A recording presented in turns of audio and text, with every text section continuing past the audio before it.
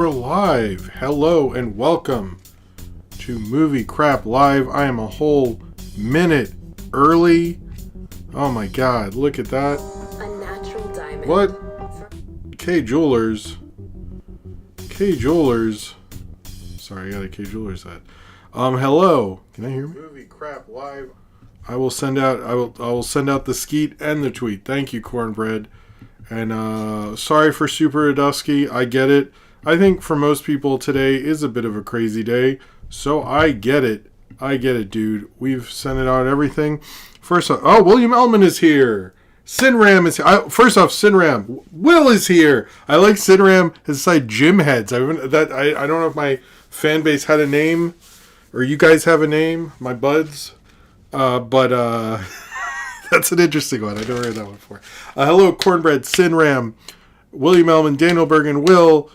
I think Austin was in there. I think I said everyone. Welcome to Movie Crap Live. After it's a Jimus miracle? Oh my goodness. Okay. Welcome. Oh, you just made that up? That's good. I like that Sinram. I like it. It's funny. Hello, Nathaniel Foga. Welcome to the final stream of 2024. Don't know when the first one in 2025 will be. Will it be January 2nd? Will it be the following week? We'll see. Anyway, I am here. I am hot in the kitchen. How long did the music play? I lost track of that. All right. Anyway, doesn't matter. I forgot about the Gisriel thing. I forgot about that. All right, what was I gonna say? Wow, we got a good crowd. All right. Let me move. You're clearing out your. Are you moving? Oh man, they're throwing a fog around Christmas. That sounds. Let me move this up a little bit. So you see, my head ends at some point with my. I don't know if people notice this guy. My Stormtrooper spatula. It's not really that good. It was stupid. It was a dumb purchase. With the iconic... Is that a Christmas garment? I guess it can be. Anyway. What have I been up to? Well, I'm feeling better. I have a bit of a cough, so hopefully we'll be cool tonight. I keep a cough... If you watched me long enough, sometimes I keep a cough for a little too long. But tonight, I had a fun night with my son. It was just him and me, me and him, whatever. And we watched some 90s Woody Woodpecker, which he loves. He's been asking me all week to watch Woody Woodpecker, and it just timing-wise didn't work out. I was like, all right, kid, we're watching Woody Woodpecker. And we did, and he had fun. And then we watched Skeleton Crew, or as he calls it, Star Wars with Kids. And that was a lot of fun. I'm having fun watching. Although it's like... Everyone's like Goonies, and I'm like, motherfucker, it's Treasure Island in space, which we've never done before. I'm so glad someone's finally done it. No, I'm joking. But what I do find interesting about, man, I look really blown out lighting wise. Oh well. What I do find interesting is Disney is not promoting Treasure Planet on Disney Plus, despite having a Treasure Planet show. I was like, you think you would push that more towards my family since we were watching that. And my kids it's a good kid show, and I think although I did notice, I was like, the conservative, maybe I don't really follow conservative YouTube channels, but there's a part where it's very, one of the kids has two moms, and I was like, that's weird, I haven't heard anything, and I was like, oh man, Blue Sky's really changed things, right?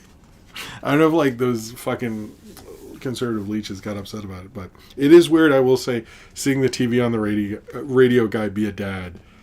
I don't know why that's weird. He's never not been a grown-up person to me, but TV on the radio, that Cookie Mountain album was really good. There's been a couple Treasure Planet, Treasure Island space things. There was whenever I did that review, I remember another one. It's not even when Treasure Planet did it, it wasn't a new concept, which I think is interesting. Oh, hello, Jordan Slavo. Hello, Al Vasquez. Okay. I'm going to try to keep this brief because it's been a hectic week of... I think this week before Christmas feels just busy and crazy and all those things. And I can't think of everything, but I will say I saw the movie Carry On, not the British comedy series. If anyone in the chat got that, please respond. But I don't know if I shoot a review, it'll ever come out, so I'll just do a quick thing and then we'll move on. But it's a lot of fun. Jermaine Koretz, whatever. He directed a bunch of Liam Neeson movies. He did Orphan. He's sort of like really good at making B studio movies, and he really brought it. Thank you, Cornbread. He really got it to, like, he returned to form on this quite a bit. Jason Bateman's great as a villain. I really like Taron Egerton. It's like a fun B thriller if you want to like chill. Oh, hey Dan, if you want to just chill out and fall asleep to a junky little movie, perfect. But there's one part where another character, this cop, is doing this long take like car chase, and it looks so blue screened and fake and shit that I was like, this is hilarious. It was like most of it looked like the kind of stuff he's used to, as much as people complain about streaming, how it's filmed and all this stuff. None of it looked bad until this one shot. Oh, we did do The Shallows. I like The Shallows. Oh my god. Wait, what? Wessonator, I don't understand that comment. I'm going to come back. That's... What? Where do you live that... What? I don't... Confusing. Hey, Panavision. But it was like all this green screen was obviously like completely on a set, this long tracking shot in a car with this action sequence. And it was like almost like an art piece, how they made it look. It was like it was a mess. It looked horrible. But like it was like genius to it. And my only other thing with this movie, which I think is really funny, I watched the whole movie, which I don't know why I have to say that. But I'm watching this whole movie. I've seen the trailer. And in the trailer, I was like, his girlfriend, he just looks kind of hot. I recognized her for something. I couldn't figure it out. And I'm watching it. And I'm watching the movie. Keep, how you watch movies as they progress. And then I'm like, she's the girl from The Descendants, isn't she? I was like, she's not the band or the George Clooney movie, the Disney thing. And it hit me really hard. I was like, oh man, I didn't notice that. That's my kid's thing. Anyway, I showed my daughter and she didn't recognize her. So, which she's not wearing that much makeup, but she usually has like purple hair. It was very funny. All right. Wait, what? Wessonator, I'm confused about this. Wessonator said, what did he say? I almost missed tonight's stream because I was going to see Mufasa. Not a good excuse. First off there. But then I took a wrong turn and accidentally ended up in the wrong city. Took it as a sign from God. Okay, that's interesting. I don't know where you live, but I've never heard of ending up in the right. I find that interesting. Apparently you were dropping off your friends at the airport. I get how that could happen. I'm sorry. It was just like a weird sentence. No offense. Wessonator's cool. I'm sure you're doing it for your TikTok and stuff like that. He does a good... I think it's just TikTok. I don't believe you have... Maybe you have a YouTube, and I'm not trying to be a jerk or something, but...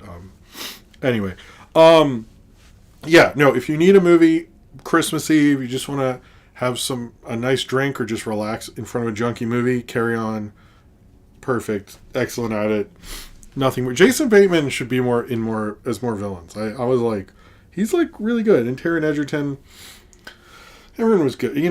They did what they needed to do for a movie like that. Anyway, all right. Okay, you do YouTube. Okay, if I'm not subscribed to you, I'm going to post your... How about this? Everybody, post your channel in the chat, because I was a dick.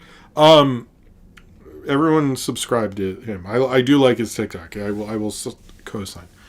All right, I do have an energy... I was about to say, happy last stream of 2024. It's the Circle of Slop, yada yada. I don't know the lyrics of the song. Also, finally saw the Nosferatu trailer. It is a cool trailer. I actually finally choose you. This is the Ramsey the artist got this. Is Ramsey here? I don't know. I've been looking for a Christmas energy drink, and I finally got one. I got it actually a month ago, and I could not find, but Ramsey artist guessed it in the energy drink guess. I could not find the Zoya one. To get the Zoya one, I would have had to order like 20, and I'm just like I can't explain that to my wife. So, You know what? Actually, Westinator, I give you permission. I'm sorry, mods, to do this. I give you permission to post in general your link. I know it's RSL promo. You're cleared for that, at least. All right. Cheers to you, Austin.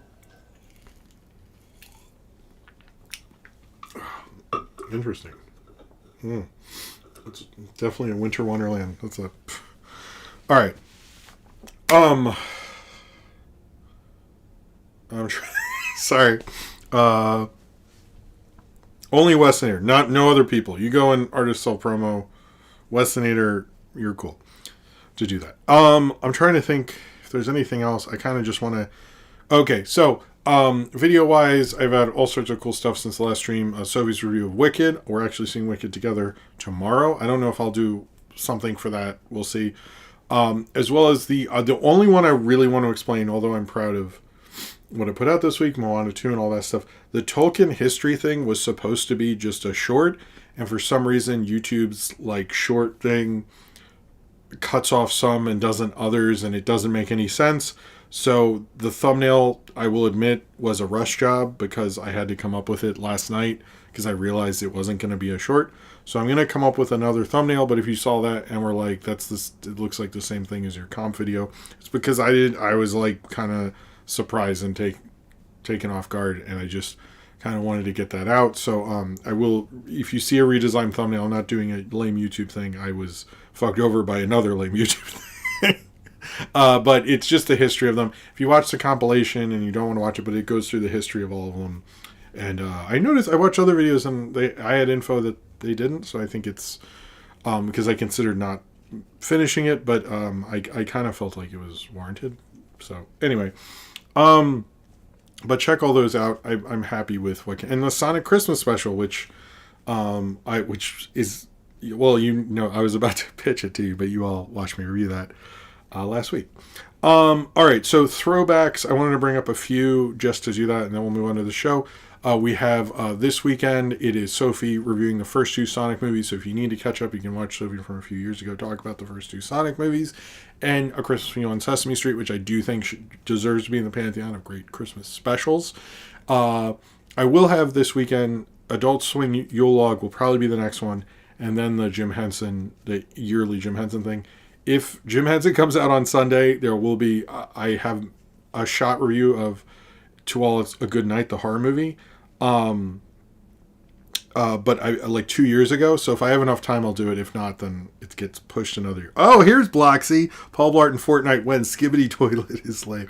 What if Paul Blart crossed over with Skibbity Toilet? Would Skibbity Toilet still be lame? I don't think so. Error. You're an error. Sorry, I'm talking to my... Okay. I don't know what's going on. Anyway, cheers to you, Bloxy. Thank you very much. Christmas on Sesame Street. The week that there's no stream, definite New Year's, there's two. I want to talk about The Interview is having a 10-year anniversary. I'm surprised there aren't more articles about that because that was kind of insane. And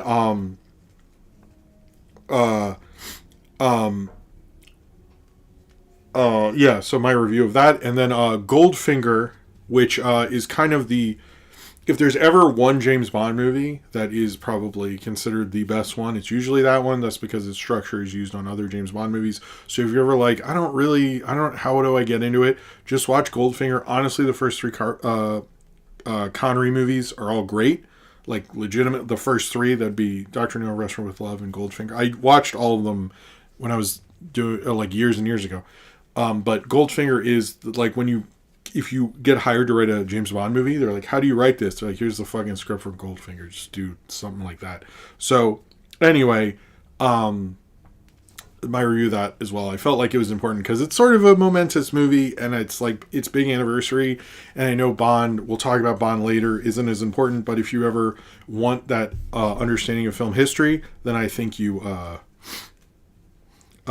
should, I would recommend, if you're going to watch one, I would just say that one just because you'll understand what a Bond movie is, basically. That's Dr. No and Restaurant with Love don't adhere to that, but are still great, but yeah. Oh, this isn't, I wanted to, first off, sorry, Will said, can't wait to catch Carry On, have a lot of stuff to watch before the year ends. Same. This is going to be a fun stream. Thank you all. Thank you for your optimism. Cheers to you.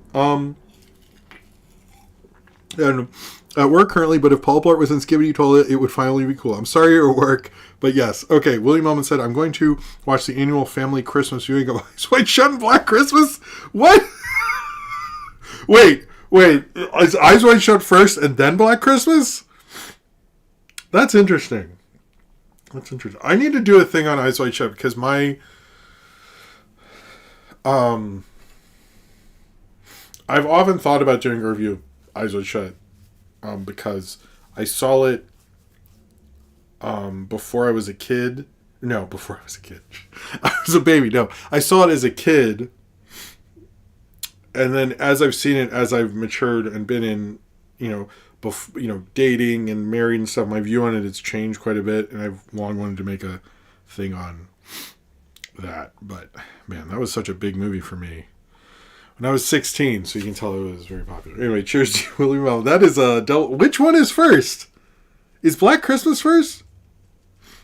I think it's got to be the 70s Black Christmas. Knowing William Ellman, I don't think he's doing... Anyway, cheers to you. My favorite thing about Eyes Wide Shut, I'll tell you this, and then we'll move on. If I ever make the video, it'll be part of this, but I'll just tell you. So, like, me and my, like, teenage friends were so hyped for this.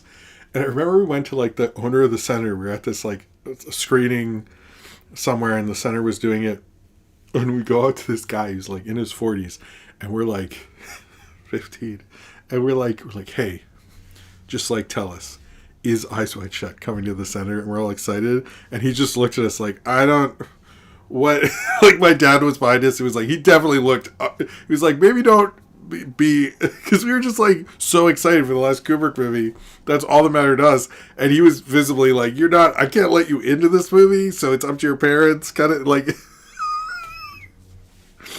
most of my middle school, high school things is me seeing movies I was probably too young for, and then being like super excited into them.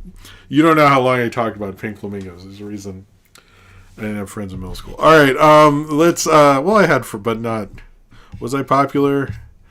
No. All right. Let's. Sorry, man. This is like getting goofy already. I love it. All right. So, sorry if anyone needs to sync audio. This and everything I do is supported by you, the fans. Either through Super Chat, where I will drink a wonderful Winter Wonderland energy drink. I didn't realize it said that. I just thought it had all the fucking things on it.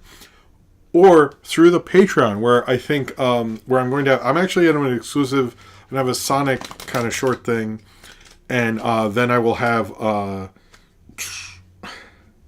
no, it was pretty unpopular, a Sonic thing and an exclusive different cut of it for patrons. I'm going to have a commentary series. There's postcards are going out this weekend. There's going to be all sorts of cool stuff there, as well as it helps me continue to do the show and make stuff, and I very much appreciate it. If you're financially able to do so, it's very much appreciated. But the Patreon helps me be able to keep the lights on, keep making this stuff, keep doing everything that I do, and I very much appreciate it if you're financially able to do so. Hey, Soph, are you okay? Do you have fun? What are you doing? I'm live on the YouTube right now. Whoa! Do you want to say hi? Yes! You can say hi real quick. Hold on. See, that's what's going out right there. Hey, people! Okay. You should go to bed, maybe. Yeah, I just came from the hard nut. It's a ballet thing. Did you like it? Yeah. Bye, people. Okay, that was it. You got a brief Sophie appearance. Yeah. I'm in some of your videos. Yeah, you're in some of the videos. Most of them. Oh, everyone's saying hi. You're not in okay. All right. She's gone. Oh, she needs to go to bed. All right. She was out seeing the Nutcracker. It's the hard nut. I'm sorry, everyone. It's a specific version of the Nutcracker. It's Mark Morris's version. It's Mark Morris's version. I'm sure you all know who that is. A lot of high Sophies in the chat. All right.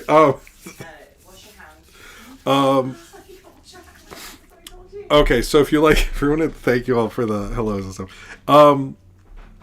So if you like the community that is right here in the chat right now, you should join the Discord, which is a wonderful community started by Zane Powers and Austin. They do a great job running it. I think they're doing, I don't know when they're doing a movie watch, I'm sorry.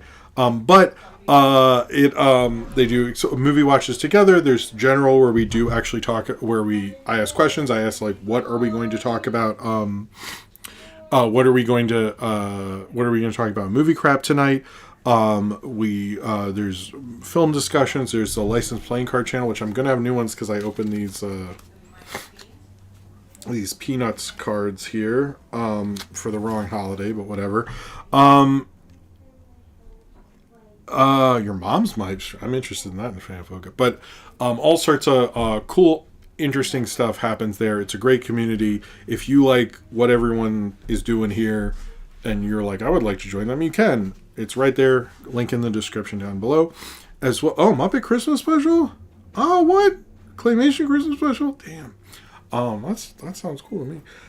Anyway, but also I have TikTok, well, it's still there, Instagram, Twitter, Blue Sky, Tumblr, Facebook is all in the description down below. If you were on a social media thing, then I most likely am on it somewhere. So click on the links below if you'd like to follow me on any of those. It always helps to have your support. All right. And Sophie says to subscribe. Okay. So, first thing, the Superman trailer came out this past week. Okay, go to bed. What? The Superman trailer came out. Was it? Yeah, what, Thursday at some point? Which I think everyone was waiting for. What is James Gunn cooking up? This DCU that we've been talking about forever and ever. It feels like, when is this happening? And we finally got to see a section of it with the Superman trailer. The thing, I think this was an actual really great trailer. It introduced kind of the optimism of Superman, but also, I think most importantly, Crypto the Superdog. I think everybody really likes Crypto. Like, that was honestly the part where I think everybody went, oh my god, this is going to be fun. I do think it feels very much like, I've said this before about James Gunn, is that if you look at most of the films he has directed, I know he was involved in Trauma and creatively did a lot of other things. I'm not trying to limit him, but other than Slither, Slither's sort of an exception. Most of his films are either comic book movies or superhero movies, and he feels like a director who understands that genre maybe more than most people. And it feels like he understands we're in a post-MCU world, so we can have Guy Gardner and Hawkgirl and like all these creatures in there and be part of a universe, and he doesn't need to feel bad about it. Like, he's not embarrassed about it at all. It's like, this is full comics on display, and that's what it honestly should be. The hype around it, I think, was like the most watched trailer in Warner Brothers history. I'm not surprised. It was a great trailer. What's her name as Lois Lane? I thought she was perfectly, Rachel Brosnahan, sorry. I thought before she'd be perfectly cast. She was. That was pretty wonderful. And like all like the amazing optimism of Superman, which I think is what is great about. Oh, good night, Grant Lewis. Hope you have a good night or good sleep. But the big thing, I showed it to my kids, and I found it kind of interesting because Sophie watches My Adventures with Superman, and so she wasn't as into it actually, because she has seen 2 seasons of it. She's seen a lot of Superman actually, and thought it wasn't as fun and jokey as the show, which is kind of interesting. And I was wondering, with My Adventures with Superman, how will the show that's been going, how will that compare to the movie, and are they going to have a hard time? Although I feel like the cartoon's sort of a cult thing, and the movie's obviously a bigger deal. But I think that was interesting. But my son was like, that's Superman. He has a dog, and was like really hyped. But I do think the other thing about this is Superman. I play the Fleischer Superman shorts for my kids, and the more optimistic Superman. And I think the thing about that character that people, I thought it has been missing since Christopher Reeves and maybe a little Superman Returns. I should probably review that eventually. It's been a while since I've seen it. Is that like Superman's sort of, in a sense, a pretty easy character to understand if you really get into. If you watch the Fleischer Superman, it's like, yeah, he's positive, he fights the bad guy, he's really strong, he helps people.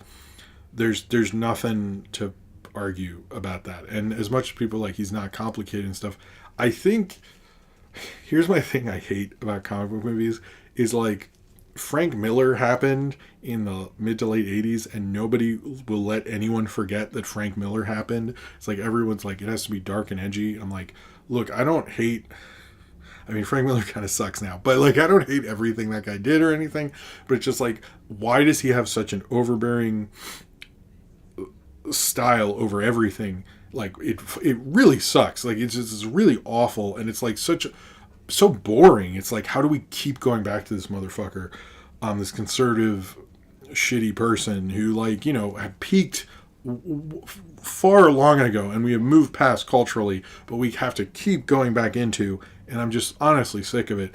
And I think this is a good answer to that. And I think it's a good positive move forward, because the thing is like, as much people like, how can you be a creative filmmaker and do this? Like the Fleischer Brothers stuff still works. Like, you know, and I think it's because it's great filmmaking to have that kind of simplistic,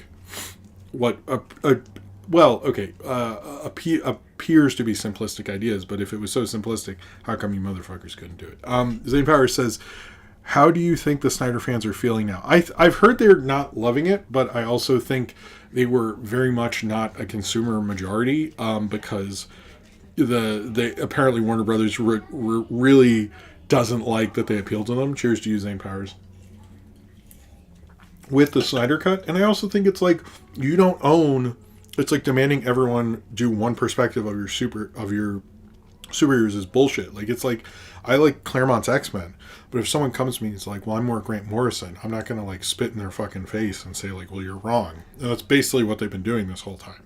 Like, comics should fluctuate and have different stories, and nobody owns it, and no creator owns it. You get to have it, and then you pass it off, and the styles change. And if you're not reflecting that, that's frankly comics. But if they're throwing a fit, they can throw a fit by them. Fuck themselves. I don't give a shit about them. Austin said he didn't blow up a single Sears or IHOP. Last time I saw a Sears, Superman was blowing it up, and now they're gone. Just saying.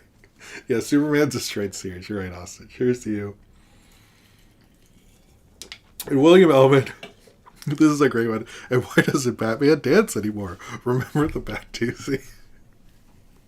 I love it because he was very much like vocal. He wasn't happy about Tim Burton's Batman. And then I love that he makes fun of his pretentious image at the time in The Simpsons, which I think was kind of funny. Cheers to you, William Allman. Anyway, but yeah, good trailer. I'm hoping, I don't think James Gunn like makes bad stuff necessarily. I was super down on Creature Commandos. Although I think like Frank Grillo is in Superman. I like Frank Grillo. I don't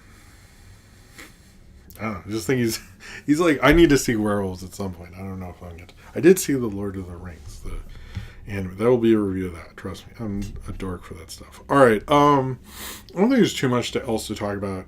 Nicholas Hoult as Lex Luthor looked good. Corn Sweat looks great as Superman. You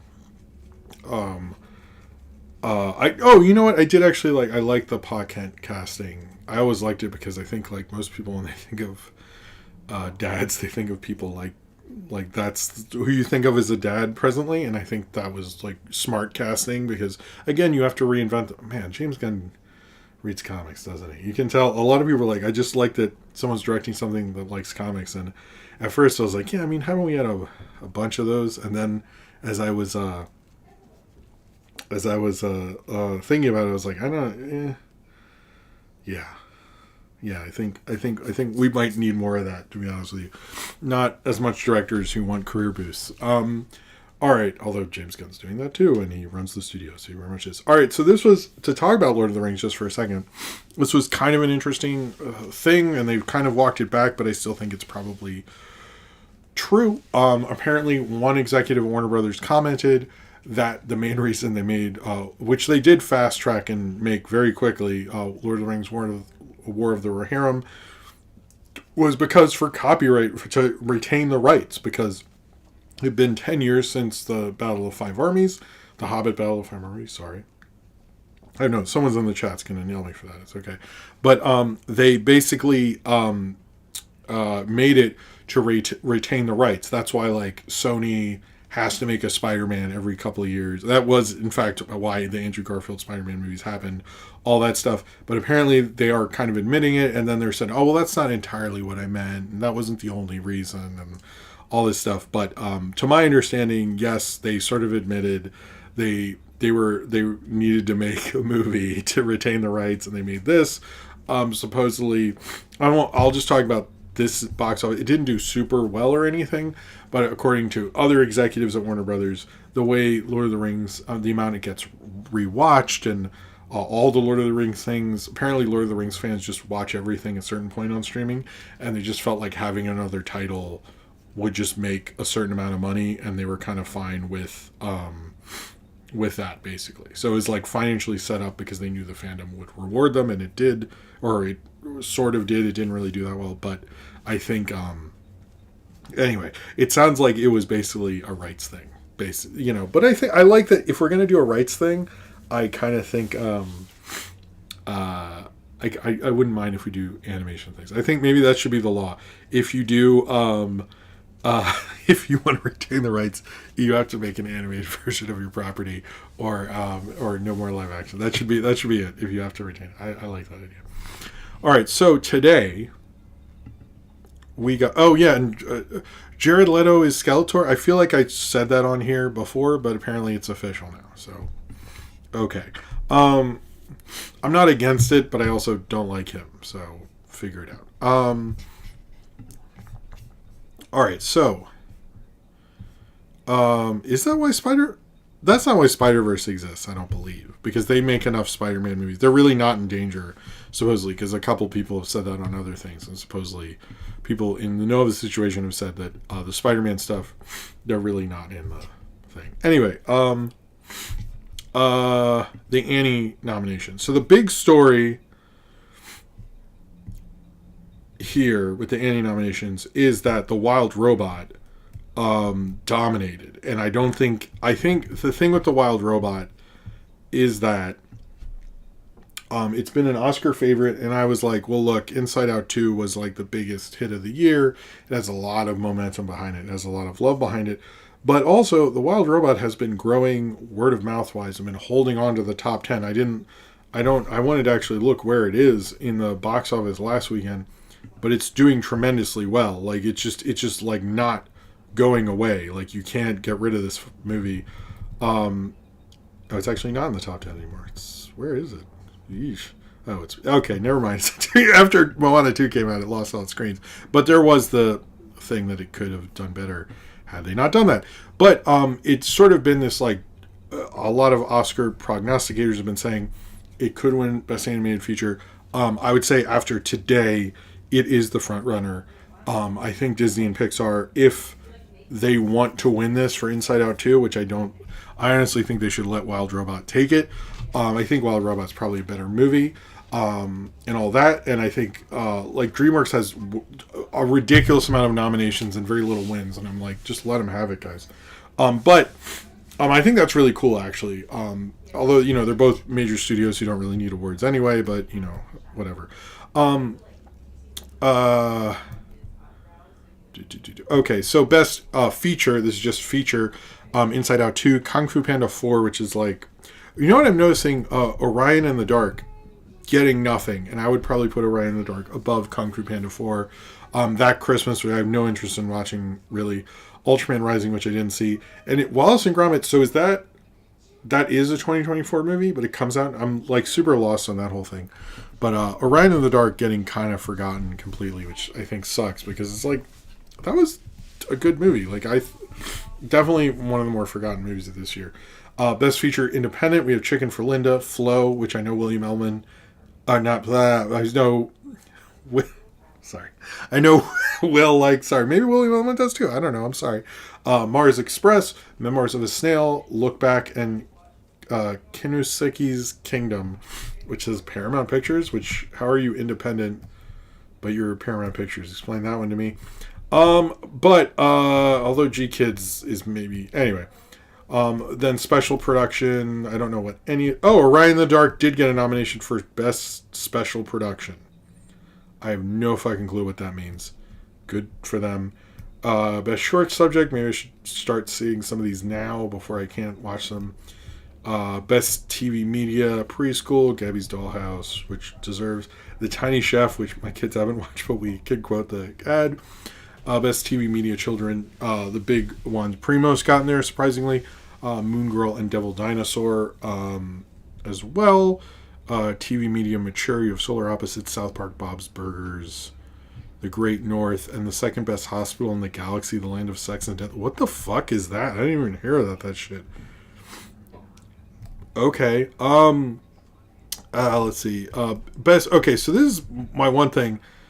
I noticed they have Best TV Media Limited Series. The nominations of this make no sense to me because Iwaju, cool, it should get in there.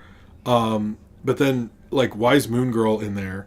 And then My Adventures with Superman is in there, although also, so confused.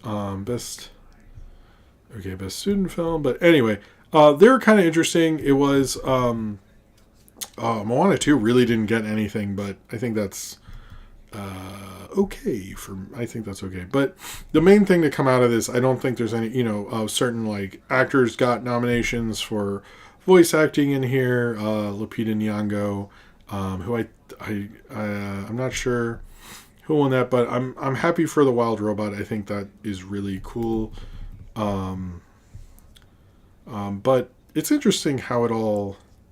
Okay, voice acting. Okay, we have something for Chicken for Linda, Maya Hawke for Inside Out 2, Lupita Nyong'o for Wild Robot got in here twice for Kit Connor for Bright Bill, and then Brian Tyree Henry. Oh, that's a good.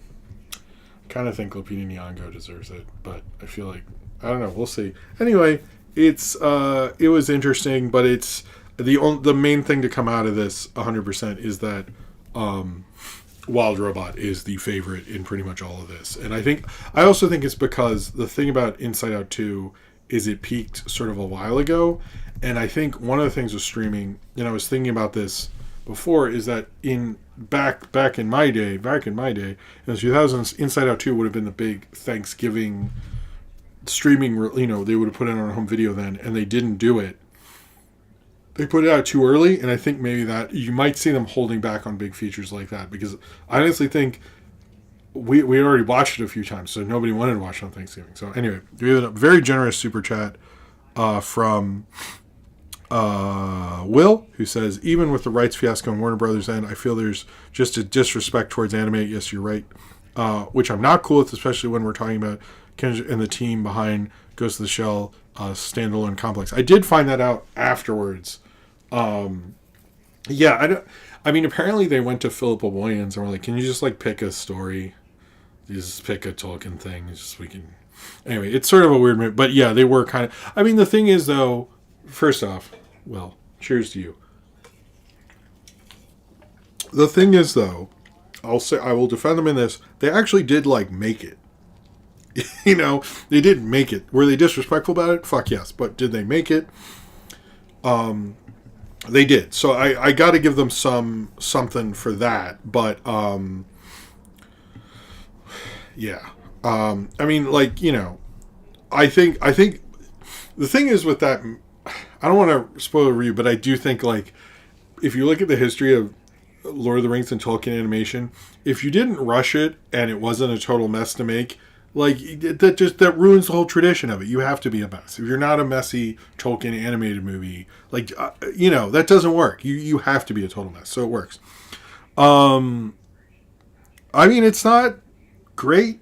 I'll put it that way. All right, moving on. We found out the Behind the Spider-Verse directors. I will talk about the Sony other Spider-Man stuff later, but we're going to just mention this, is that they've tapped two directors, Bob Perschetti, I guess, and Justin K. Thompson. The thing is, this has been pushed back, I believe, to 2026. There have been a few reporters who've been like, how come we're not talking about how this production is a mess? Because what the fuck is going on here? I do think some of it is they probably were not far enough along to announce a release date, and they did, and that was stupid. And now, even if it was a mess or isn't, doesn't matter because people believe it is, which is not no one's really sure. But it's opened that question up, and I feel like reporters are going to look into what's happening behind the scenes, especially based on what happened like last summer with that. So I wouldn't be surprised if post-Christmas we get a report that it's a fucking mess made Beyond the Spider-Verse. But as for right now, those directors were announced. But I noticed a lot of chatter from reporters was like, what is going on with this fucking movie? And it's an animated movie. There's a lot of moving parts and things like that. But I think it also, because there's so much free love behind it and stuff like that, we're gonna see. But I would suspect that there'll be a report sometime in the new year about how the production is a fucking mess. All right, so National Film Registry. This is honestly, I'm not trying to be silly or something. This is one of my favorite things that happens every year. I love to see what movies they pick. They always pick something sort of weird. Not so weird, but it is interesting what they did. There's only one animated thing. If anyone in the chat wants to guess it, they can, but I will talk about it. But the big standouts to me would be Star Trek II, The Wrath of Khan, which I think is, if you're ever going to see, I know I just talked about James Bond, but it is probably the only Star Trek movie that I would put above the rest. If you're only going to see one Star Trek movie, you should. It's an amazing movie. I love Wrath of Khan. It's one of my favorite sci-fi films. Beverly Hills Cop, I think, was rightfully on there. That's a really fun movie. Dirty Dancing, I don't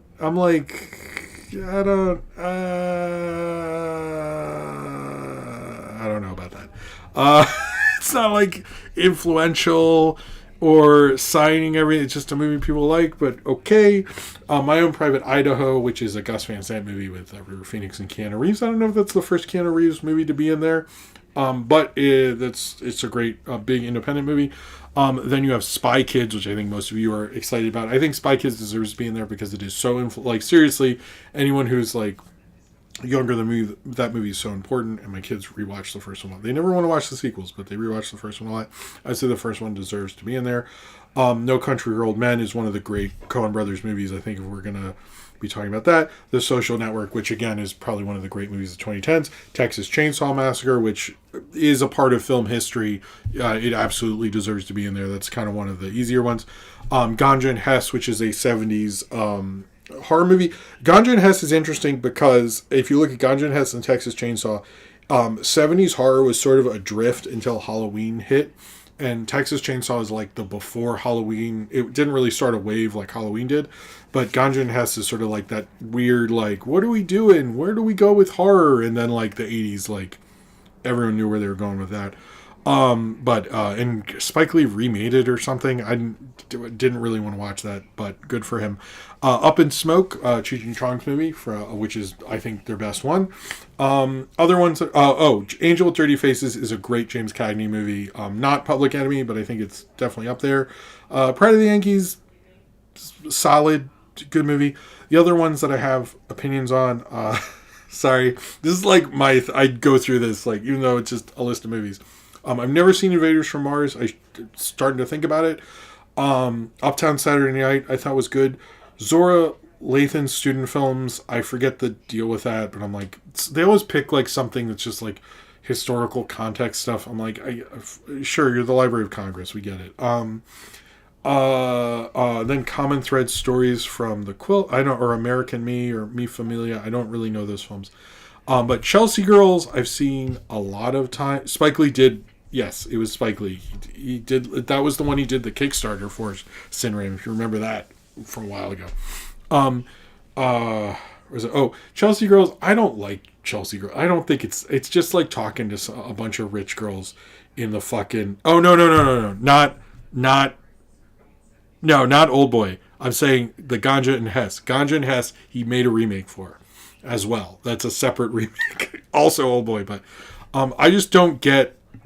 I don't get Chelsea. It's just like talking to a bunch of rich society girls. Nothing interesting is said in it.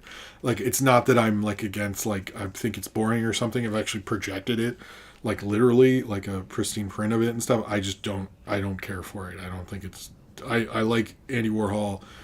I have nothing against his other stuff or anything like that. I've seen it. I've never gotten the deal with it. Like, whatever with that. I'm just like, at a certain point, like, do I need to watch fucking rich people talk in an apartment in like various stages of undress? It just wasn't interesting to me. And we have another super chat from Will. Said, also, it's cool that Wild Robot is getting a lot of accolades, but being me for a second, let me remind y'all that Flo is playing in theaters. Phenomenal film. Seen it twice now. My pick for best animation of 2024. But the good thing about the Annies, Will, is that both Wild Robot and Flo can win best feature, and it's okay. So that's pretty cool. I'm just saying. Has Spike Lee made any good remakes? I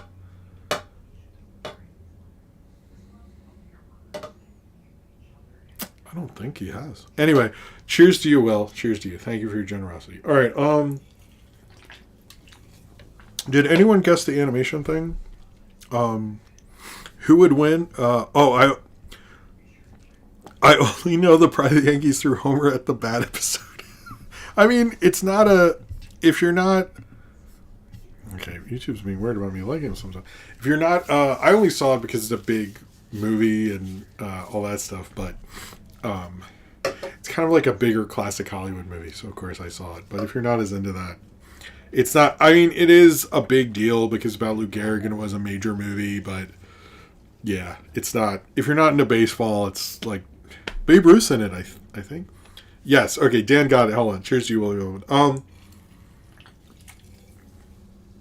hope this adds to your ability to let the Patrick Swayze Christmas. Thank you, Logan L. I like that.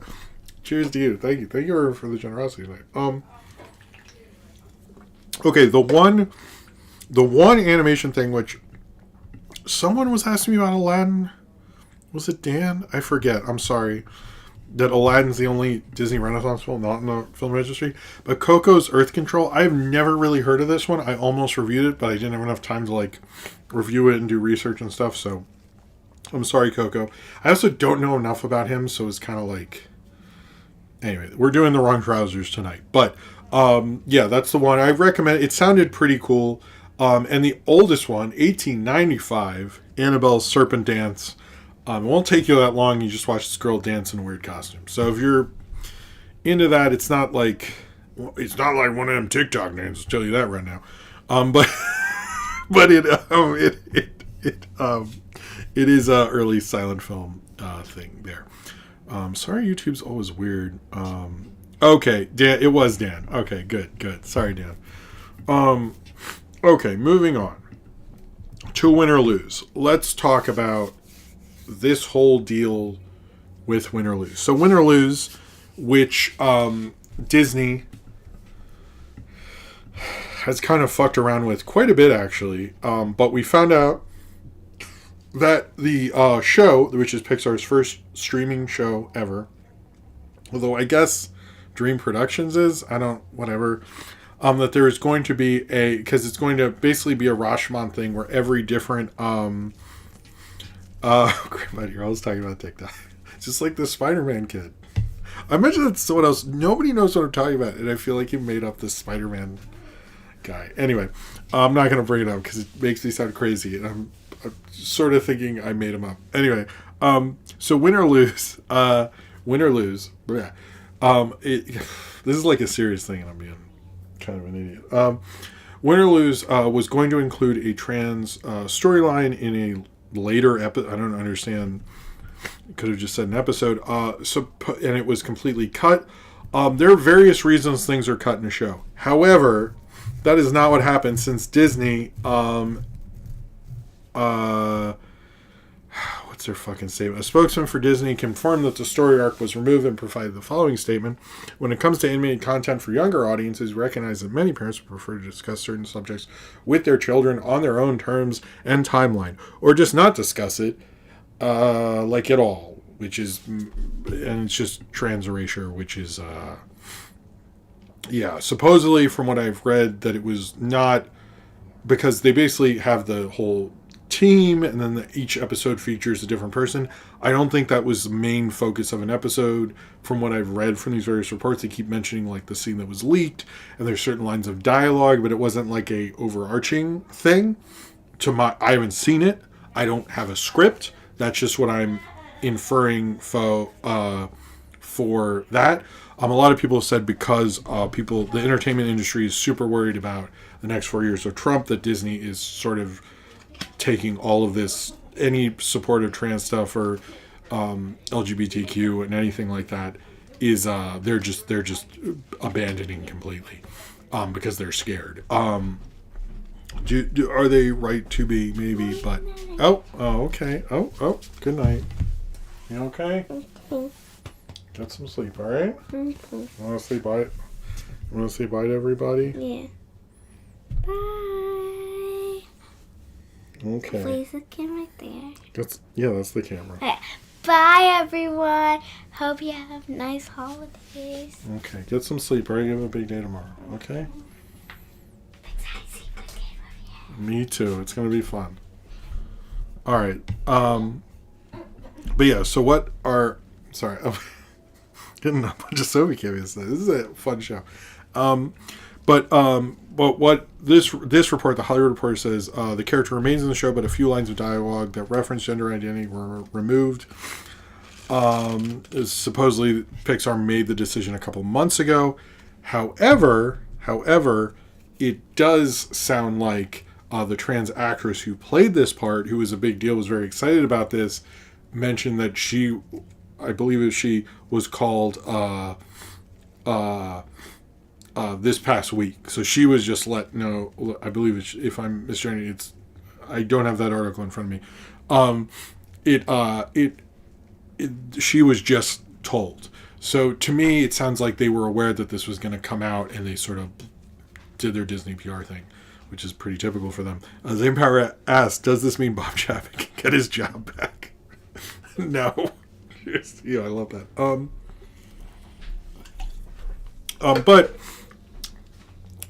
in my mind, this is the same thing with Moon Girl. It sounds like it was not the biggest character in the show or anything. Again, I don't have a script, so maybe that's incorrect from what the reporting is, at least, since they just mentioned lines of dialogue. But in true Disney fashion, I think this is closer to what happened with Lightyear, where, it's on streaming, they cut out the kiss and stuff. I don't love this, whole thing where they're like, but parents will have to talk to their kids. I'm like, why are we all victim to these shitty people who can't talk to their kids? I don't understand why this is such a thing always, that we have to respect that. And to me, it sounds like they were just using PR bullshit when they could have just said, we're fucking scared of the conservatives, which seems to be the actual thing. I find it unfortunate. I am wondering, and this is something, and I don't have anything to back this up, because it's such a minor, it seems like not a major part of the show. Again, haven't read the script, but this is what I'm getting from it. This could have been cut for a variety of reasons, and maybe Disney didn't want it to come out the wrong way, which has crossed my mind, which I think could be a possibility, but I'm sure they'll never cop to that at this point. I think Disney just wants to show, we respect. They don't want to say they're anti-trans or something like that.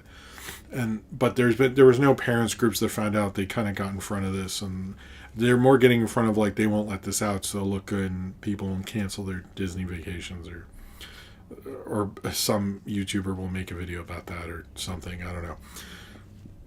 Anyway, I find it to be unfortunate. I find it to be trans erasure. I think, what we're going to see these next 4 years, we've been seeing in the entertainment industry for a little bit.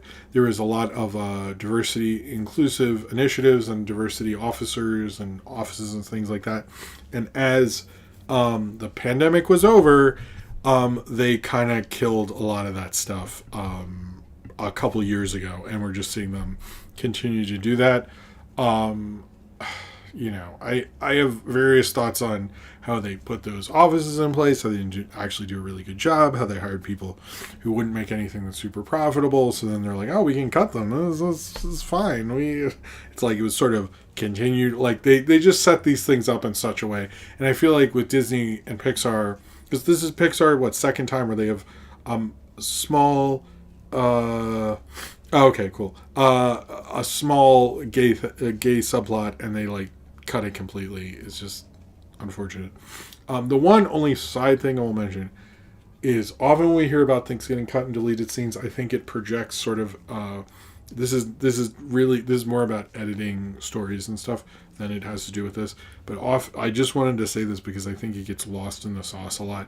If you're making something, you're writing a script, and something doesn't work, even if it's super important to you, if it really is holding back the script or something, don't use this example to not cut something. Like, always be able to, like, as they say, kill your darlings or something like that. So, like, I think often when you hear about a deleted scene, people go, I would never do that. It's always about the director's cut. I'm like, I'm not saying to censor you. This is censorship. But understand that there are certain times you should actually cut things if they're not working for your story. And don't use this, like, bullshit, hateful example as a reason to hurt your own storytelling or artistry or something like that. I just wanted to say that I have nothing against... I have not read the script, and I don't think it should have been cut. I have no real opinion on that. I just know that they took this out, and that's unfortunate. But I do want to share that because I know people get very weird about cutting things. And anyway, sorry. I know that was like a side tangent, but I think it just needs to be said because I always hear people get weird about that stuff. I just wanted to say it. That's all. Nothing against sort of a side tangent. All right, so the Muppet Charlie Chaplin lot has been saved by John Mayer and Mick G. Although there are two people who I'd never want to watch anything either of them make, they have saved a pretty historic film lot that was home to Charlie Chaplin and the Muppets. Supposedly it's going to be two things. It's going to be a film studio and a music studio, and Mick G will do the film studio part and John Mayer will do the music studio part. I think that's legitimately, I think that's really cool of both of them to do it. That's a historic thing. It's part of our history, it's part of film history, and it deserves to be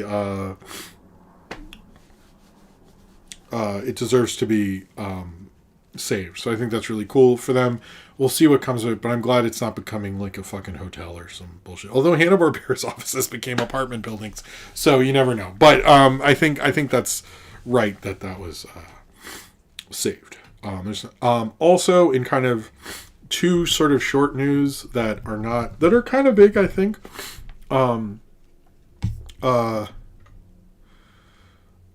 Thanks to McG, we can now have Muppet Lethal Weapon. I was annoyed.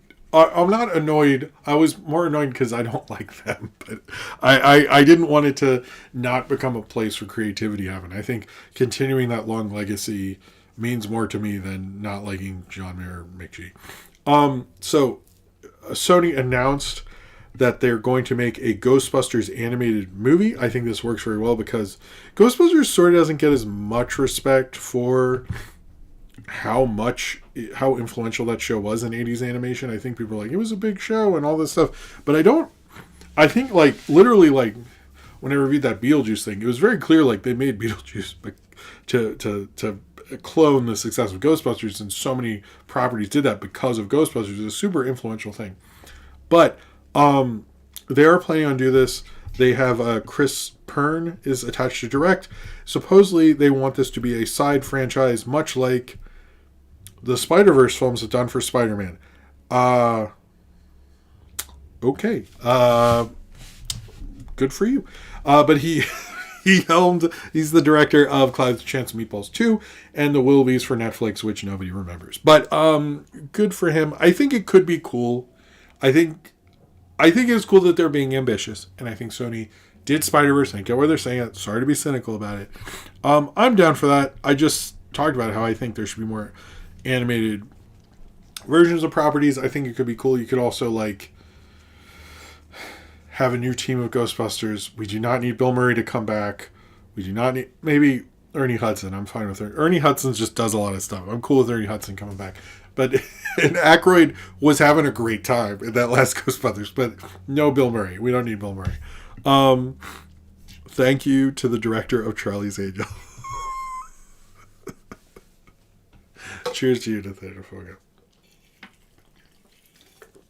Cornbread, I think it's more that there was a director and it was moving forward. I had heard of something like this, but this sounds like it's more of a real priority. That's why I mentioned it. But thank you for bringing that up. Anyway, I'm going to talk about Astro. I didn't realize it was an art director, but Sonic 4 has already been announced that it's in the works. Of course it is. That movie's going to open really big. We'll talk about box office reduced, not somewhat last week, somewhat this week, but that's, to be totally honest, that makes a lot of sense to me that they'd make a fourth one, but it's coming spring 2027. I'm going to make a prediction that if this movie does super well over Christmas, they might rethink that release date. I do not know what Christmas 2027 is like. I don't know if there's an Avatar. Remember when people were like, who will win, Sonic and Avatar? And Avatar fucking blinked. I see you, James Cameron. I know you're scared. All right. Moving on. I'm going to see... I don't know when we're seeing Sonic 3. It's me and the kids, I think. I will say, though, the cups I saw at Regal for Sonic, the only movie cups I was like, that looks cool. That looks cool. And even Sonic and Shadow sitting in chairs on the drink toppers look better than they usually do. So, Bluey. What's going on with Bluey? Because we got probably our biggest Bluey news since the signed special. So, we learned two things. And one sort of got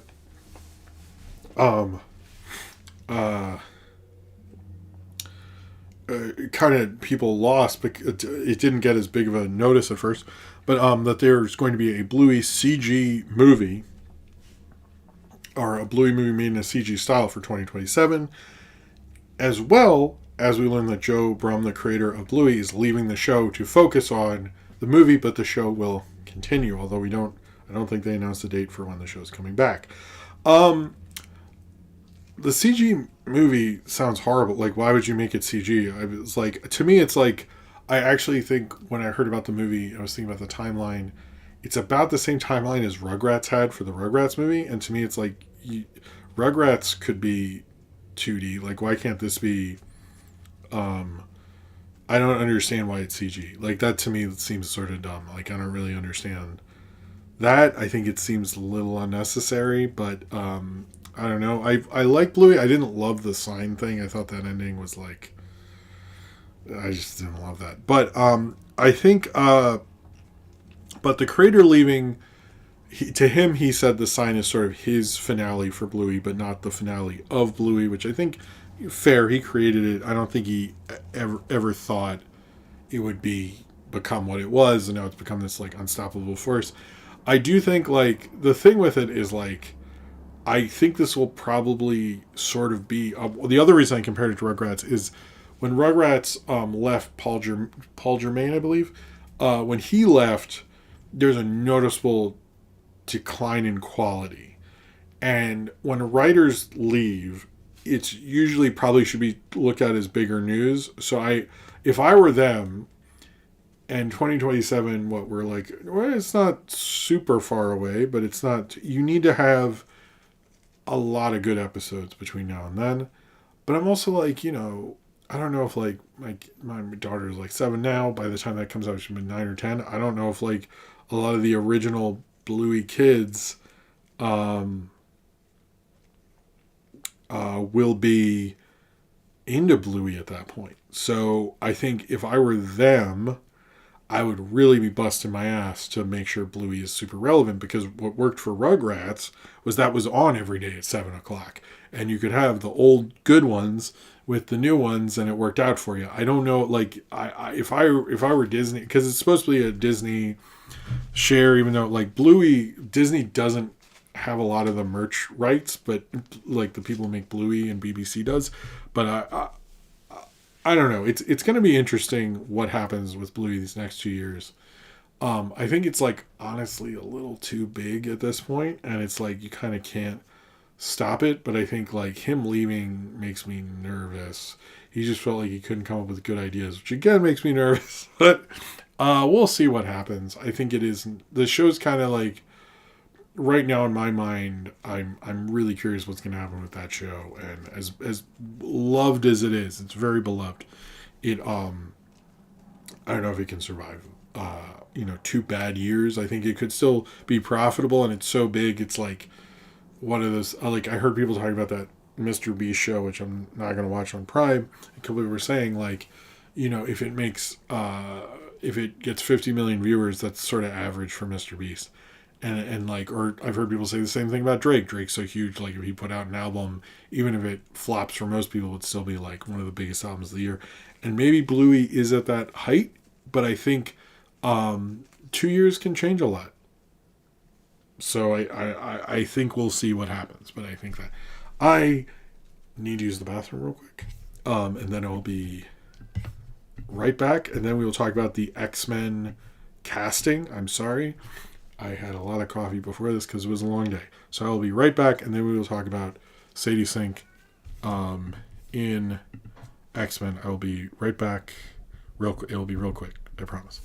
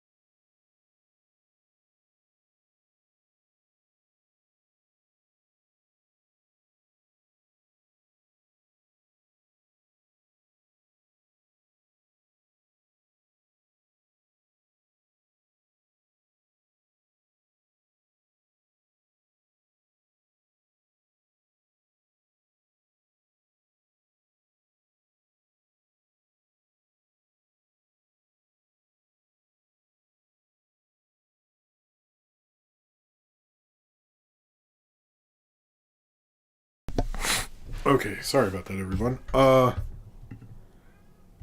that a cat? Okay. Let me let a cat out. Hold on. Then we'll talk about X-Men. Sorry, hold on.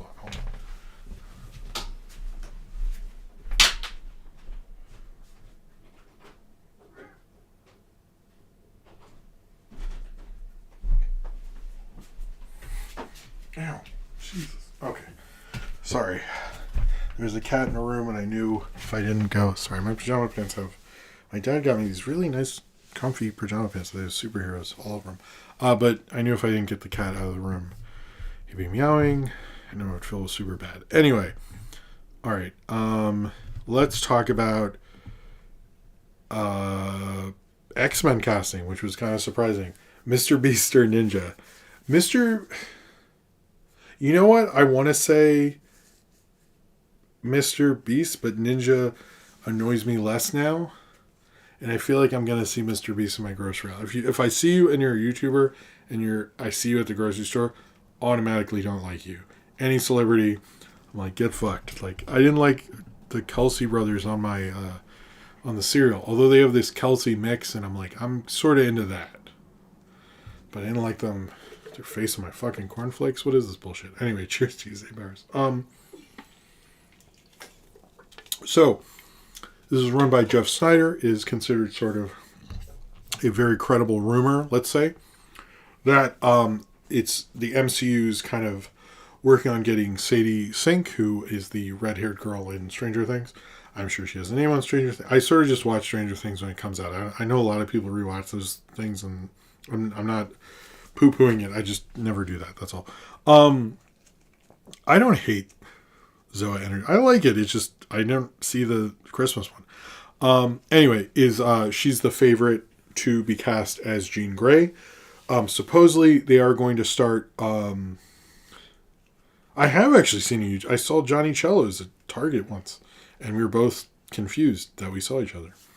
It was weird. Anyway, there's nothing more to that story. Sorry. He I'm sure he doesn't care. What was it? So they supposedly they're casting up the X-Men. There's heavy rumors that they will be introduced in Secret Wars, and that Sadie Sink is basically the first person that they are really considering. This also brings to mind the sort of age range that they are considering as well. Supposedly, they do not have a director picked out for X-Men, although I have a sort of theory, my own theory there. But the Russos have an influence on the casting of the X-Men. Supposedly they wanted more of an influence, which heavily a lot of people thought James Gunn was trying to do with the MCU, and then he got canceled and all that. As much as I don't love the Russo brothers, they did kind of cast Tom Holland. They were behind some major MCU casting, so it's not so unprecedented that they would be working with casting. Like, they're not bad at casting. I mean, what they do with the people they cast is a different story, but they Tom Holland's, I'd say, at least a big enough name, and they were behind that. So I think a studio is going to look at that and like, yes, we want you casting the X-Men. Supposedly, what a lot of people's theory is, and this is basically a Jeff Snyder rumor that has been heavily confirmed by other people, so that's why I'm sort of talking about it, was that their idea is they introduce the X-Men in Secret Wars, and then at the earliest, late 2027, we get an X-Men movie, is what is being bandied about. Now, Stranger Things, I believe, wrapped shooting today, the final season. It's interesting that this rumor came out when it came out. I have long felt that although they are not the most interesting, weirdest directors you could pick, that I think the Duffer Brothers would be the best choice to do the X-Men. I think they're very good at making an ensemble. You care about everyone. You don't just care about, like, Millie Bobby Brown or Finn Wolfhard. You literally care about the ensemble, which I think if you're going to do an X-Men movie, that's the best way to do it. I sort of think this casting sort of heavily implies that. I'm just projecting. Sadie Sink could also say, I don't really want to do Marvel movies for 10 years. But she also might be like, well, it'll give me something, a thing to be able to do bigger projects because she can introduce the X-Men. My only other thing is that I don't want a Dark Phoenix saga. I really don't. Please never do the Dark Phoenix saga again. They're not really good at it. It's not for movies unless you're going to do a whole trilogy. I hope it's just that she's Jean Grey, but it makes me nervous that they cast her right away because I don't know if, like, I'm not against Jean Grey or anything, but I'm like, I don't know if we need another Jean focused movie. Like, I think we can but we'll see what happens. But it is interesting we actually got X-Men news. This isn't totally unprecedented because Marvel has met with people a couple of years. This is how long ago it was. A bunch of years ago, they actually met with Shia LaBeouf about Wolverine, which was heavily reported. But that obviously didn't happen. But so I think they are sort of looking at actors, but this seems to be a little more looks like sort of what they're considering. And supposedly Hollywood is very high on this new stable of actors. If you think of people like Austin Butler, Timothy Chalamet, things like that, that seems to be that group. And the Stranger Things kids are right. I think you're going to see them in way more movies. So we'll see. All right. So Spider-Man, 4 rumors, as well as the Sony thing. The Sony thing, they've clarified that the Sony Spider-Man verse is not done. It is just paused they can just not unpause it in my view. But one of the reasons they might have paused it is because there's a couple of rumors for Spider-Man 4. One is that it is Mephisto. Supposedly, we keep hearing Sacha Baron Cohen was cast as Mephisto for Ironheart, which no one seems to know when that's coming out. But the other rumor is the reason they put a kibosh on it is because they want to maybe do the symbiote in Spider-Man 4. It sounds to me nobody knows what's going on because those are completely different Spider-Man storylines. Like, though, I think it's the One Day thing where he makes a deal with Mephisto, but he's already done a Dimension thing, so I'm a little like, I don't believe the Mephisto thing at all. The symbiote thing, I'm like, you can, but I think Spectacular Spider-Man did the best symbiote thing I've ever seen. So, I don't know about that, but we'll see what happens with that. But it seems to me like they are trying to work out Spider-Man 4. I wouldn't mind a Tom Holland symbiote thing, but the thing is, if you're going to do a symbiote movie, really should just be that's all you're doing in that movie. Like, you can have like a villain, but don't do Spider-Man 3. Do not have two villains. Like, that sucks. Just like I don't know, but it seems like they're trying to figure out something, but to me, like, it almost sounds like competing screenplays, like the Mephisto thing. Like, MJ already doesn't remember him. Like, we don't, like, what kind of a Mephisto deal? I don't know. Sometimes I think the critical thinking and reporting, like, they might not know the storyline, but it's like you think about it, why would you do that? You already did No Way Home and they don't remember him, so they've sort of already done that storyline, so, like, it would have to be the big Mephisto Spider-Man storyline, I think, is like not the right move in my mind. I think the symbiote makes a little more sense. But honestly, I would just like a street level, nice little Spider-Man. I'd be fine with that. All right, so 2 Evil Dead / Mummy news things. How much more? Wait, what do we have? Oh, we got Bond. Okay. All right, we'll see if we might run, I don't know. I should never comment this will be the longest stream because people are always like, you say that too much. So I'm not going to say that. I am feeling positive. I'm feeling you guys have, having Sophie come in and all you guys, you made me feel really good. So I'm a little more, want to try to get everything on here. And we're not going to do this for possibly a couple weeks. I don't know. We'll see. So, all right. So we've learned that Evil Dead, the title for the next Evil Dead movie in 2026 is Evil Dead Burn. As well as we learned that the director of the last Evil Dead movie, Evil Dead Rise, Lee Corin, I think, is directing the Mummy remake in this kind of weird Universal monsters, but we're not going to call them that, sort of A24 thing. Spider-Man takes nobody go again. Thing. It's set for April 17th, 2026. I think... they said this will be like unlike any Mummy movie you ever laid eyeballs on before.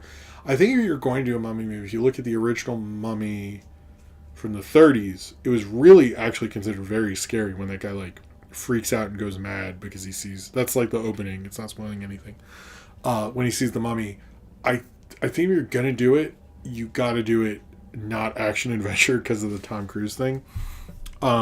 But also the Brendan Fraser stuff. I'm sure people will go, I like the Brendan Fraser one more and all this stuff. I just don't. I think if you do it that way. But I'm curious about the Wolfman. I'm glad that they're really going, because it felt like when they did Invisible Man, the pandemic happened, and then they're like, we'll do another one of those. Don't worry. And then 5 years later, we're getting another one. So I'm glad they're like actually going through with this stuff. I think I hope they do more like, hey, if Nosferatu is big, copyright wise, what Nosferatu is. So you could do one of those too. The other news is we found out the title for the second Wicked movie, which is called Wicked for Good. Why it's called Wicked Part 1 then, and then the next one's not called Wicked Part 2.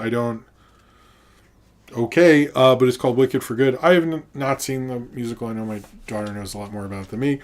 But it's going to be called Wicked. I'm sure I'm going to have to see that too. So don't worry, but it's going to be called that. Before I get into Squid Games, one thing, I keep hearing about this rumor, and it seems to never go away. There is not a Goonies 2. No one on this has complained about me, but there is not a Goonies 2. There's not a secret Goonies 2 that's being shot and it's going to surprise everyone that Spielberg's behind. First off, and I've seen this on Facebook, this is a big Facebook rumor thing that just never goes away. Spielberg didn't direct Goonies. Does everyone know that? I don't understand this. Like, I keep saying, like, Spielberg's going to do... Spielberg wouldn't direct the first one. Like, Richard Donner directed, and he's dead. Like, who's going to fucking direct? Like, I just don't... Spielberg's not going to come back to do Goonies, too. I mean, he's fucking Steven Spielberg. Like, that's just, like... Just stop it.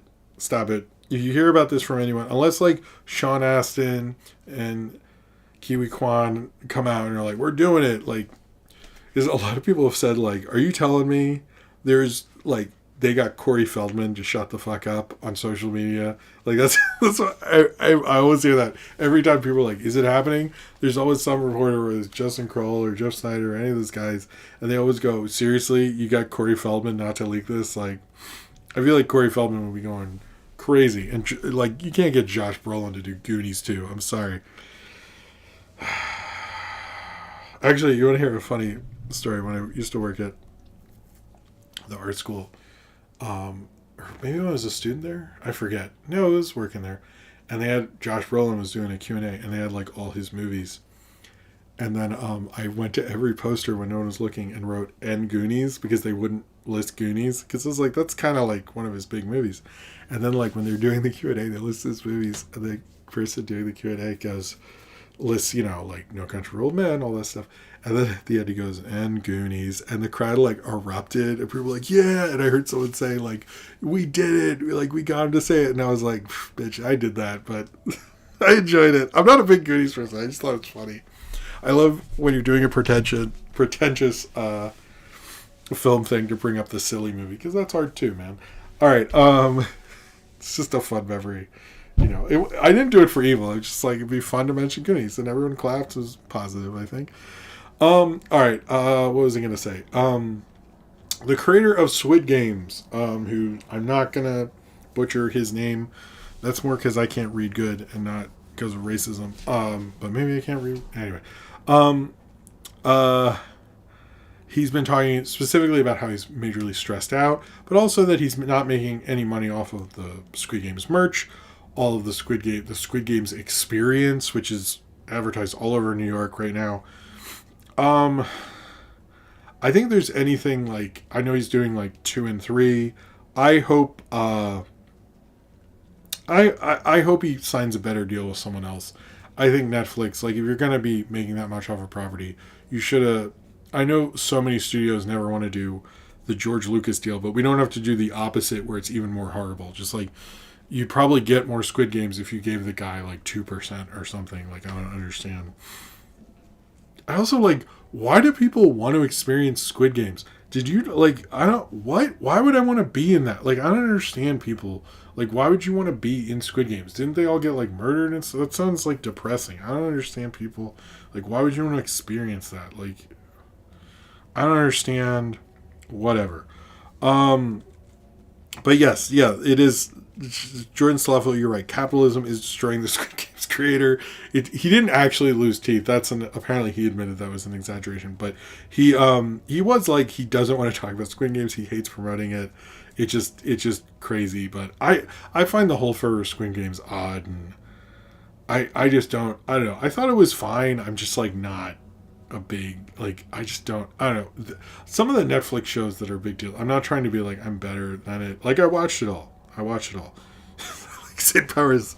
But if you want it, I wouldn't. So I'm not. See, I don't have the pride in my own abilities. But anyway, I do find when I read this whole thing, I was like, I feel like the biggest, not to like, I don't like Mr. Beast really, but like, it's funny to me when they're like, and then we did the Squid Games reality show. I'm like, you mean like the ripoff you made of the Mr. Beast thing? Like, to me, it's like the biggest Squid Games thing that's not Squid Games was that Mr. Beast video, which is like, and I'm not trying to be silly. Like, I think it got like more views than the Netflix show. I think I read. Maybe I'm wrong, but I mean the reality show or whatever. I don't know. Mr. Beast is evil anyway. It doesn't matter. All right. 28 years later, 2, which we knew they signed a 3-picture deal. This is not. They signed a deal to do a trilogy. It is going to be in January 2026. This has led to the constant thing that Zach Krieger's Weapons will move, which I agree with if they're putting this out in January. It is directed by Nia DaCosta, I believe. Some people are saying like, oh, it's not a good.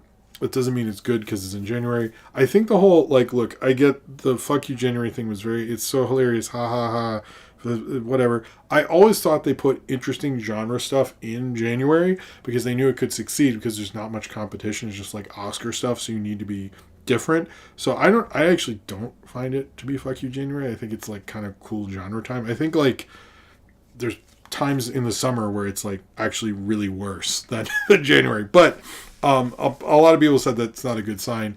To me, I think it's just because they saw a good release date in January, and they knew Weapons is probably going to move. That's what I took from that. All right.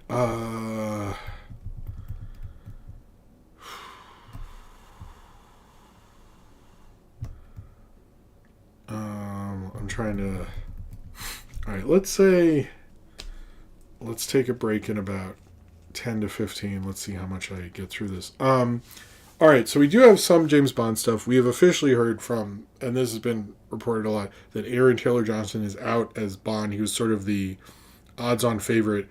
My real thing with Aaron Taylor Johnson, I have nothing really against him, but I know the history of Bond, and I know like what usually happens is they're super high on an actor. They're like, this is the guy. This is our guy. Like Sam Neill was going to be Bond for like years. They were like so high on him. And like, let's have him do a screen test because obviously he's going to knock it out of the park. And they did a screen test and he's like not good. And they're like, oh shit, why did we do that? And I sort of speculate. This is my own speculation. And I think, or who they also do, James Brolin was the only American they really thought could be Bond. And they did a screen test, and like, yeah, no, never mind, forget it. I sort of think Aaron Taylor Johnson did a screen test, and then they're like, yeah, let's get you out of here. You're not James Bond. Sorry, dude. But that's typically what happens, and we won't find about the screen test for like 20 years. But Sam, no, that's a real thing. I've seen it. He's not good. He admits he fucked it up, though. James Brolin, I just think that was a weird idea. But anyway, that's mostly what happened. We did also learn after this report, it was a separate thing, that development has completely stalled on a new Bond movie. There's currently no script or story, which I'm not surprised by. Barbara Broccoli, who that's her real name, they're actually mainly made their money for broccoli, not James Bond, which is always odd. She thinks was pissed at Amazon because they called Bond content, thinks they're fucking idiots. And Amazon is really interested in spin-off things. I think if you're dealing with the Bond people, because they have the rights to do all the creative choices, but Amazon or MGM or whatever has like some a little bit of points, but they get to choose what happens. Bond has tried to do spin-offs with Halle Berry and Michelle Yeoh apparently also, which doesn't get reported as much, but it sounds like they really wanted her to be in multiple Bonds and maybe do a spin-off. To me, it's like, just give it up with the thing. The only thing that Bond... I actually do have a Bond reboot idea. Maybe I'll make a video about it, which is sort of a nouveau... Yeah, anyway. One day I'll do it. But I do think if you're going to do Bond again, you cannot do this thing where it comes out every 5-7 years later. That killed that franchise pretty hard. You need to appeal to like young people. What I think about this is like I was just saying with Bluey is like, is my 7-year-old going to want to see a Bluey movie, 3 years from now? Probably, maybe not, And it's like with Bond, let's say you're like 11 when Skyfall comes out. Okay, so then you're 15 or something when Spectre comes out, and then you're in college when No Time to Die comes out. That's too many years. And by the time No Time to Die is like, do you even give a shit? Like, people are forgetting. So it's like, I know No Time to Die got fucked around because of COVID and stuff, but it's still like, even when it was going to come out, that was not too many years. It needs to be 1 to 2 between. They need to set that up properly. Their whole waiting forever to make these things has really hurt that franchise. And it used to be in a much better place where Brosnan and before, when they have it every couple years. So anyway, I was just throwing out years, but like that's 100% why it lost its relevance, is because like when Craig mattered was like 06 in the 2000s, early 2010s. By the time he didn't, he was still Bond for like 8 more years. Like, what are you doing? Like, anyway. So I wanted to explain the Honora Intimacy Coordinator controversy, because if we really get into it, it's not a controversy. And I want to explain this. So I'm not against intimacy coordinators. I think if actors and directors and everyone wants to have an intimacy coordinator, and the studio wants to have an intimacy coordinator, and everyone wants that, they should have it, and it should be a thing. What I think, I love James Bond Jr. What I think happened with Nora is supposedly Sean Baker was like, we're going to have an intimacy coordinator, and Mikey Madison and the actor, who I have heard very little on this controversy, agreed that they did not want an intimacy coordinator. They felt they didn't, since they're doing, I think all the sex scenes are them. They didn't have one. In my mind, if two consenting adults are like, we don't want that, and the director is like, we're offering this to you, and they say no, then that's okay. Because I haven't heard from the guy, and maybe he has a different take on this, but I think if everyone elects they don't want that, or maybe they don't like the intimacy coordinator was not going to help, or something like that, they can. I do think like it should be offered, but the whole controversy is like, well, they didn't have one. But I'm like, but they could have had one. They all just felt they didn't want one. So to me, it's like, if you're offered it and you say no, and you're like adults and, you know, you agree to it, I don't think that's like, it didn't seem to me like people are mad at Sean Baker. They're mad at the actors. I'm like, you guys are just picking it just seems to me like an Oscar bullshit controversy. I think it's sort of dumb, especially if everyone agrees they don't want that. I think if everyone agrees they don't want that, that's totally fine. So I think people going like, but they should, and it doesn't matter if they want. I'm like, well, if it sort of, consent does matter actually, and if you care about consent and you don't want the person there and you consent to them not being there, I think that would be okay under your own rules. It feels like people are just being like weirdly, oddly conservative about it for no reason. It's like, if they didn't want it and the director didn't want it, who are they there for? To like calm y'all down? It's like, they're not saying they're not warranted. It was brought up. So, you know, that was their maybe if that's not true, or she lied, or like is covering, that's a different thing. But I'm sorry, that's not a controversy. You're just like making a controversy for clicks, in my mind. I think that's inappropriate to push, you know, your own, what you want on a set on someone else if they don't want it, particularly with something like that. Anyway, I would like to hear from him. That's the only my only stipulation, my only like little bit of controversy is like, I didn't really find any quote from him, but yes, Jim just wants you to finish there.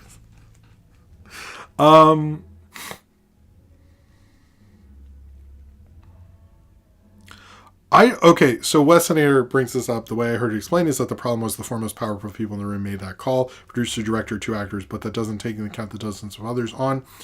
I agree with you. I was wondering, because there are other people who do, you know, the dancing and stuff like that. I couldn't find if there was no intimacy coordinator at all, but they said they didn't have an intimacy coordinator. But also, like, if the other actor, like, let's say everyone was like, I've been on sets and I don't like that, then, like, you know, to me it's like, someone has to complain, and right now no one has said they felt inappropriate on that set. If they did, that changes things, but that, I have not heard a quote from anyone who worked on it from that. So, yeah, Sam Levinson, I don't want to, Jesus, that guy. All right, so this is just a quick thing. I'm sure I'll end up reviewing more public domain cartoons. I'm sorry I missed the Coco thing. It just, the wrong trousers is a lot. I don't want to skimp on that there. But Tintin and Popeye will be in the public domain, so I'm sure we'll be going over a lot more public domain cartoons in the new year. This is kind of a quick thing. Okay,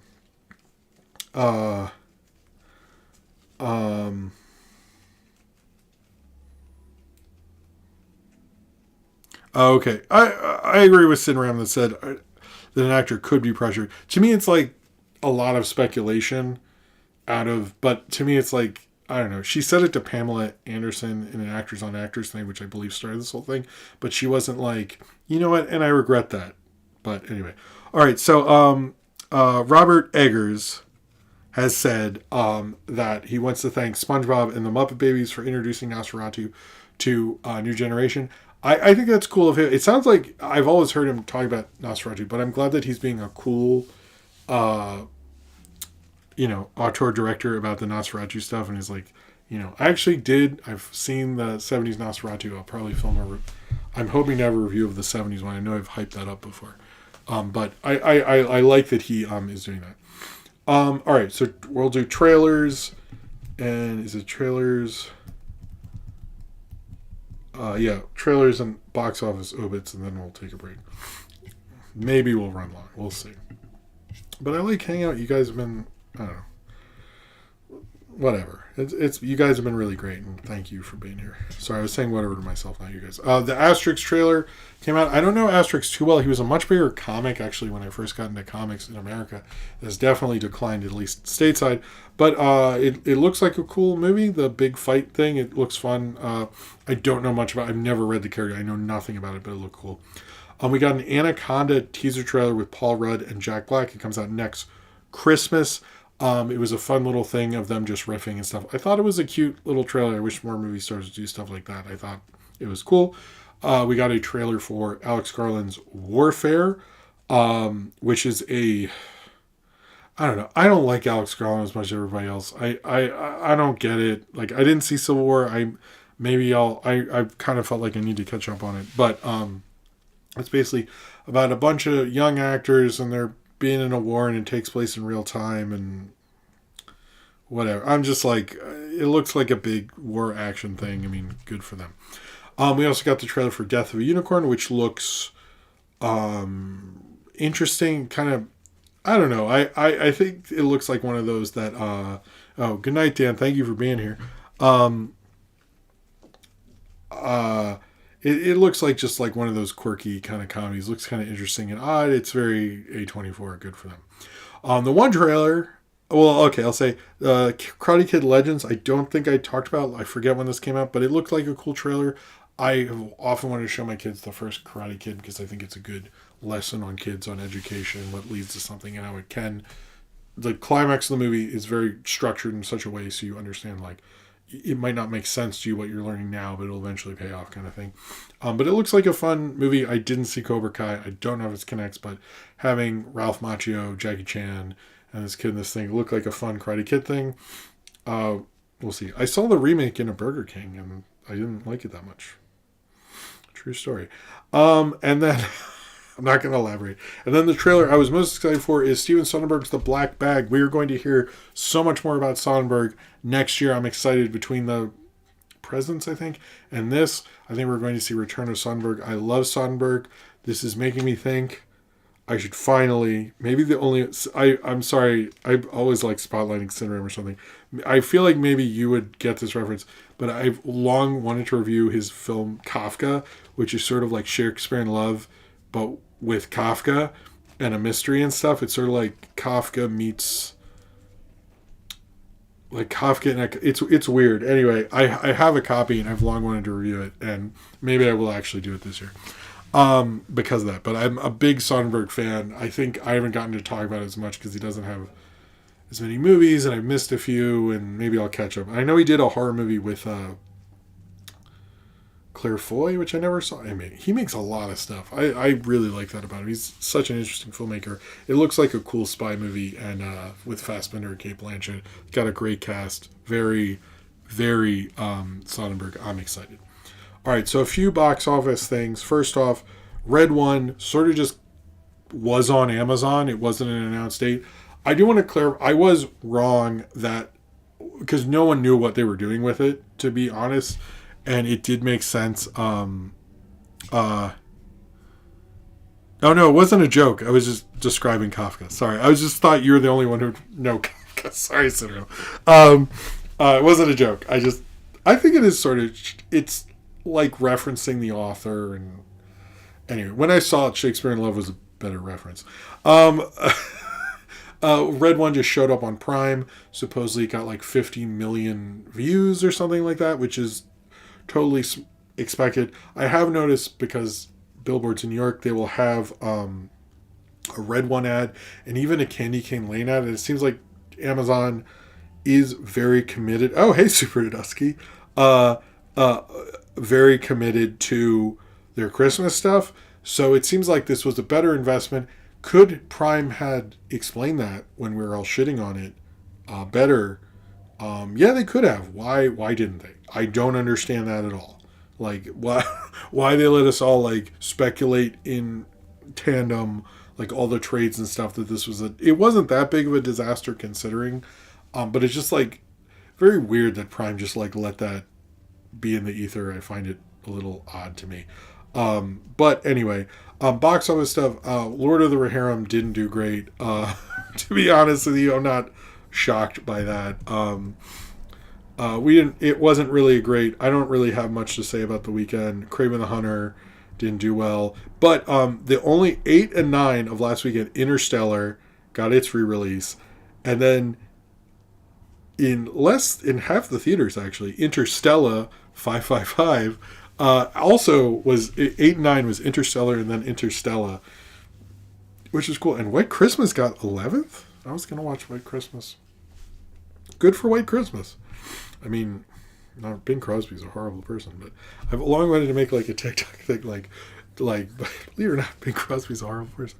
The one thing that is interesting is we're seeing a lot of people, and I tweeted to Ostrich Fox, who was talking about how Sonic 3 looks like it's going to do better than Mufasa. I'm not surprised, but I think one thing people forget about box office, which I've noticed maybe some people have said, is that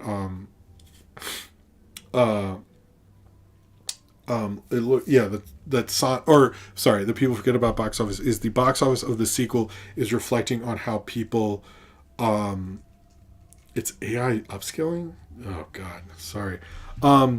Is that the box office of the sequel is usually how the public felt about the first one, and I'm getting the sort of vibe that the public does not actually like these movies, because why would it be opening so low despite being a huge movie originally? So I think that is not a good reflection on how the public actually feels about the live action movies. I mean, under that theory, I think the thing with Sonic, the difference between Sonic and Mufasa is like you just have too much going for it. You have, Keanu and Jim Carrey for the millennials who also want their kids to get into Sonic. Also, kids really do like Sonic.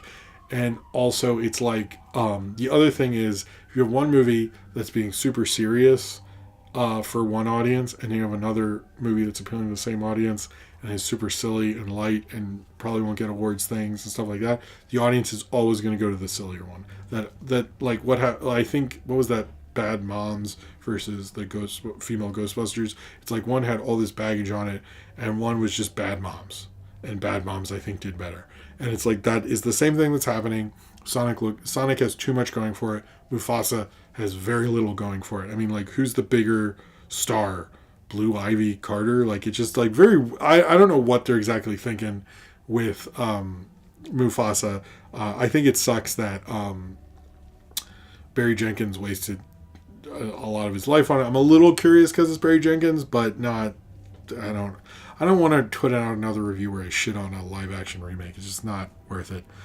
But I also think that, other than I think the Maleficent sequel did okay, but they all did so much lesser, and I think it's because, like, generally, like, people don't, these aren't franchises, and why Disney keeps pushing it. I think they would like them to be, but I think it's like, anyway. Okay, so obits, we have, one is a person, one is a company. Diane Delano died this past week. She's kind of a character actress who's been in a lot of things. R.I.P. to her and her family. Sorry about that. Also, Party City, which died today, actually. This was its last day. It's actually over. It's not going to be there for New Year's. It's gone. It's like, I thought it was going to say, oh, when's the last day? I'll, like, stop by for New Year's. It'll be the last time. I'm like, no, it's fucking done. So no more Party City, everybody. As much as people are going to tell you, oh, it was online. And I do think, like, Target embracing the holiday stuff and Spirit Halloween and all that stuff, definitely, like, we had a Spirit Halloween right next to the Party City near me, and trust me, when Halloween, like, Party City is so empty. I understand that was where it's going, but it wasn't. It was actually leverage buyout. It's always leverage buyout. It's always like private equity. They killed KB Toys. They killed Toys R Us.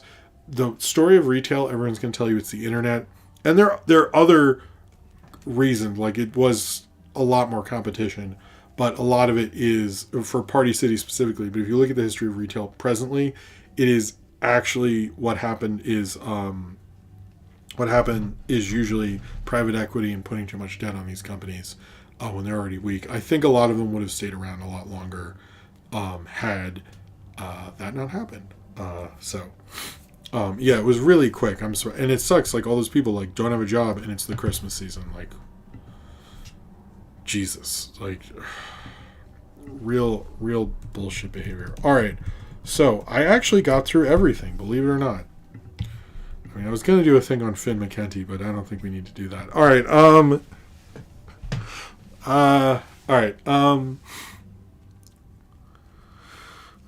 All right, I'm going to talk about the wrong trousers. I'm just going to take a quick break, do wrong trousers, do questions, then it's over. If anyone wants to do a super chat, this will be your last 2024. Whoever wants to be the last 2024 super chat or anything like that, this is your chance to do so before the end of the year. Anyway, I will be right back. I'll actually put up the thing. Sorry to take a second break. I just want to... Wait, where is it? Okay. All right. With Ace the Wind Rider's awesome picture here. I'll be right back after this. Maybe I'll play the song. I'm going to play the song for a second while I pee. I'll be right back.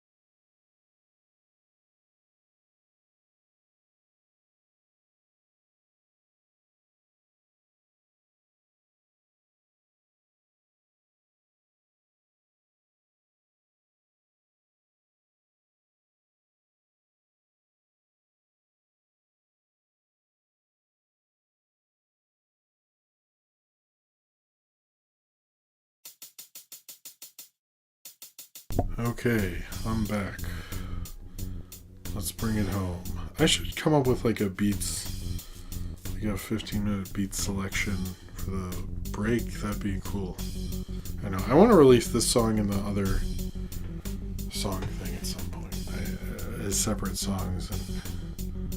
And Steve Mice used to work at Party City. Was that a good gig? I feel like I know the answer is going to be no. All right. Maybe it is. Maybe it's a good gig.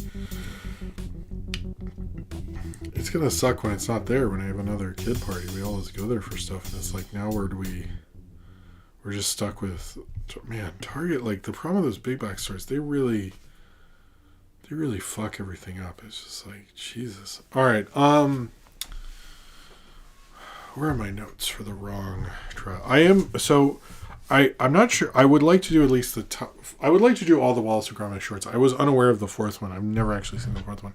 But the fourth one comes after Were Rabbit, so I'm not sure how we're going to do it. I also have a review of Chicken Run 2, which I never got to edit, so I don't know. We'll see. There's going to be a lot of Aardman content. We'll see. Oh, hey, Caden. How's it going? All right. And hey, Brandon. All right. What was I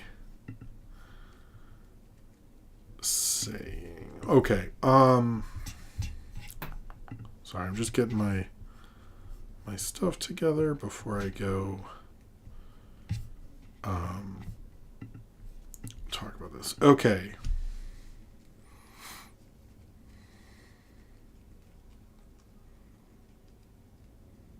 Oh, cool.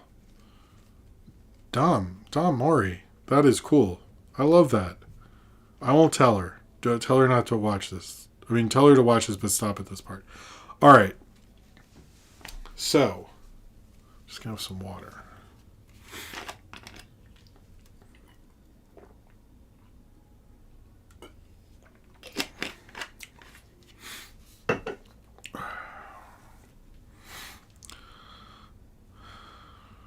I think I talked about Aardman Pokemon last week, but okay. So today I'm going to talk about the wrong trousers, the Wallace and Gromit's second short. This one is takes place after the last one, and basically Wallace and Gromit don't have a ton of money. They're living in their house, and they decide to rent a room, and they rent a room to the Penguin, who I thought was just called Penguin, but is apparently called Feathers McGraw. I'm not... Anyway, he comes in and starts taking over things. When Feathers McGraw sees that Wallace has invented these kind of trousers that walk and can take Gromit for a walk, even though, like, I thought walks were for, bonding time with the animal, but he considers it, I guess, a chore. And the Feathers McGraw realizes he can control these walking trousers and kind of tries to use it to rob a jewelry heist. And Gromit needs to stop this as he's sort of being replaced by Feathers McGraw in a very, I would say, very much like Single White Female or Bergman's Persona. I would say the way they do it, probably more Single White Female. The way Feathers McGraw is slowly, slow. Oh, I'm sorry. You're right. The penguin. It's not a penguin. It's a chicken. I'm really sorry about that. The way he's slowly taking his place in the household and stuff, and Gromit has to find a way to get back to Trousers, get back Wallace, and stop Feathers McGraw, the infamous chicken, from taking over the household. I think what is cool about this is, one, it is pretty much a thriller. In fact, the voice of Wallace said he compared it to a Jules Dassin film, to Topaki, I guess. Anyway, he's the guy who directed Rafifi. If you've never seen Rafifi, it's one of the great heist movies of all time. I highly recommend that one. And it's very much like a heist film or a thriller or something like that. I actually think you could draw a connection to this, to what happened with Chicken Run, where Chicken Run is like Stalag 17 or something, but with chickens, this is a heist thriller, but with Wallace and Gromit. It very much is. They totally respect those genres. Like, there's a part where Feathers McGraw is looking, like, measuring where he's going to rob this place, and Gromit is watching him, and they have the light, or it's like focused on his eyes. And obviously in an old 40s film, that's an obvious stylistic choice anyway, but there's like a narrative reason for it. But in this, they do that in the movie, and I love that about it. I love how much Aardman, like, one thing about Aardman that I really like is, like, they like really legitimately love movies and cinema, and this definitely shows that as much as Chicken Run does. And I do think it is like showing like what they're really good at is understanding the genre they're messing with, but also having a lot of fun with it. And the whole like trousers thing, I think it shows like how Wallace sort of isn't fully appreciating Gromit, but Gromit fully appreciates him, and how he like fights for that relationship, I think is actually pretty beautiful. But obviously And this also reminds me very much of Hitchcock, and like a Hitchcock thriller, or like what's that one with Joseph Cotton? And he comes to town and stuff. Anyway, it's not Stranger on the Train. It's like the Shadow of a Doubt. Was it Shadow of a Doubt? Anyway, it reminds me of a bunch of Hitchcock kind of stuff.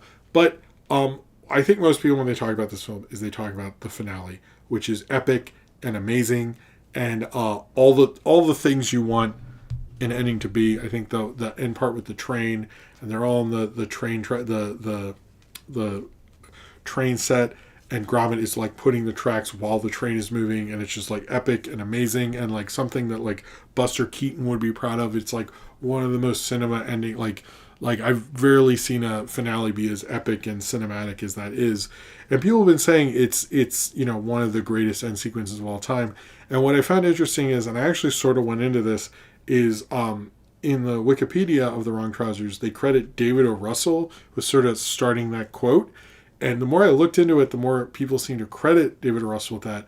But I swear I heard that they say it's like 2016 on Wikipedia. And I saw other people in a director's roundtable from the Hollywood Reporter. Okay, I guess they definitely know the date on that one.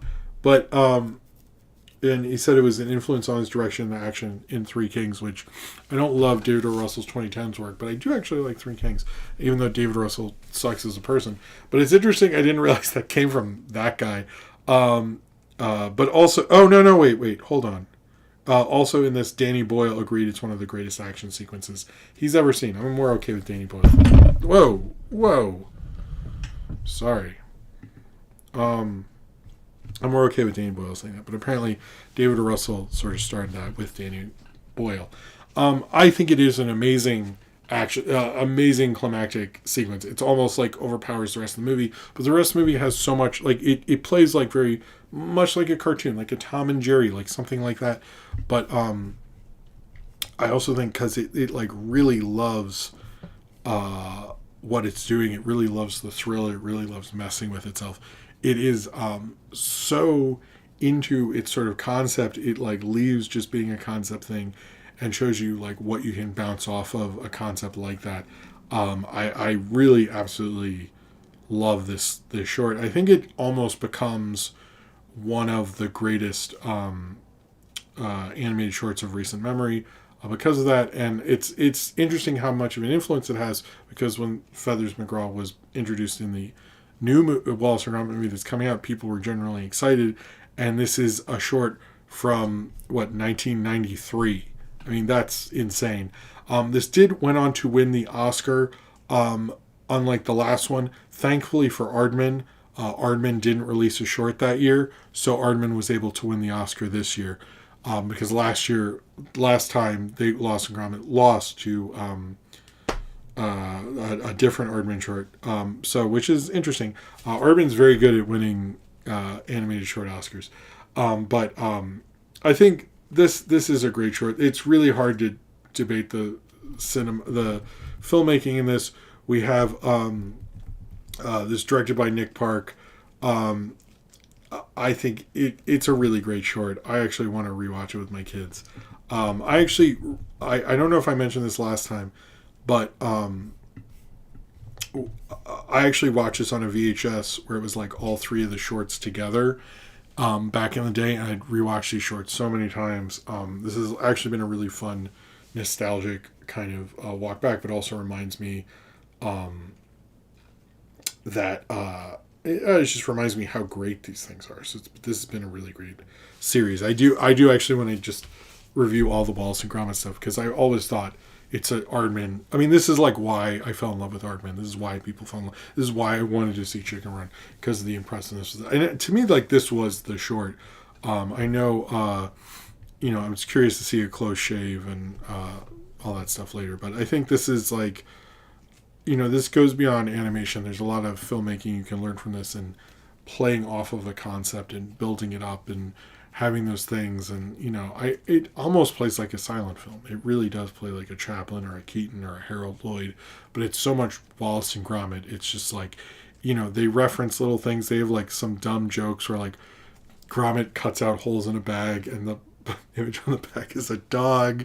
They have like so many or they move a piggy bank picture to get their piggy bank, like all sorts of dumb cartoon jokes, but I just love it. This is just such a great little short. Definitely one of the greatest animated shorts of all time, and if you've never watched it, I highly recommend you do.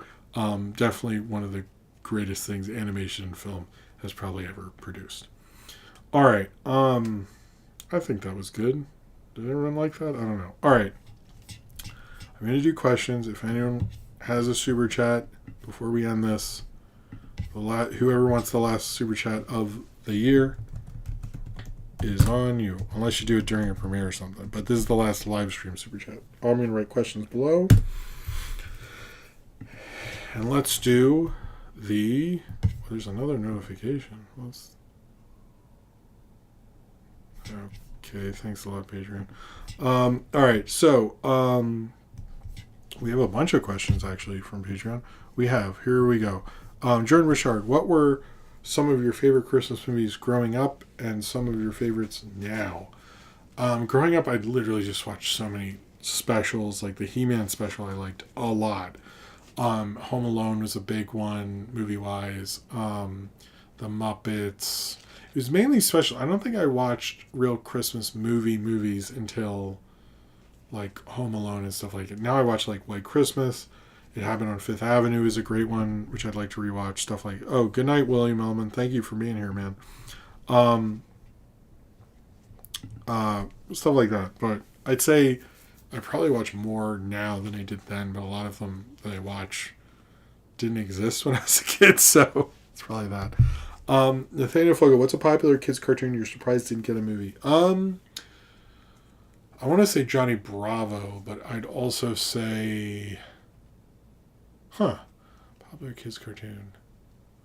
I guess Codename Kids Next Door, because I know when we visited them, they talked about it a lot. Maybe Adventure Time and Regular Show. I'm surprised that never went anywhere. Cineram says, what's your most anticipated 2025 movie that is not part of a franchise? I'd actually say the two Sonnenberg films presently. After that, it probably would be like Fantastic Four. I don't know if I can't think of one presently that I don't have a Furiosa or something, which I notice people don't talk about as much. I feel like they should talk more about Furiosa, because we really don't talk about it as much, as particularly the one action sequence, which I believe it does have one 15-minute action sequence, which took 78 days to shoot. Supposedly, Anna Taylor-Joy didn't have a driver's license despite learning to do a J-turn on her first day of stunt school.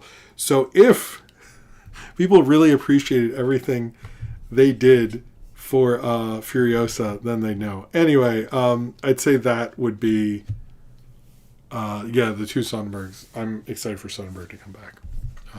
And people to embrace him, because Sonnenberg rules.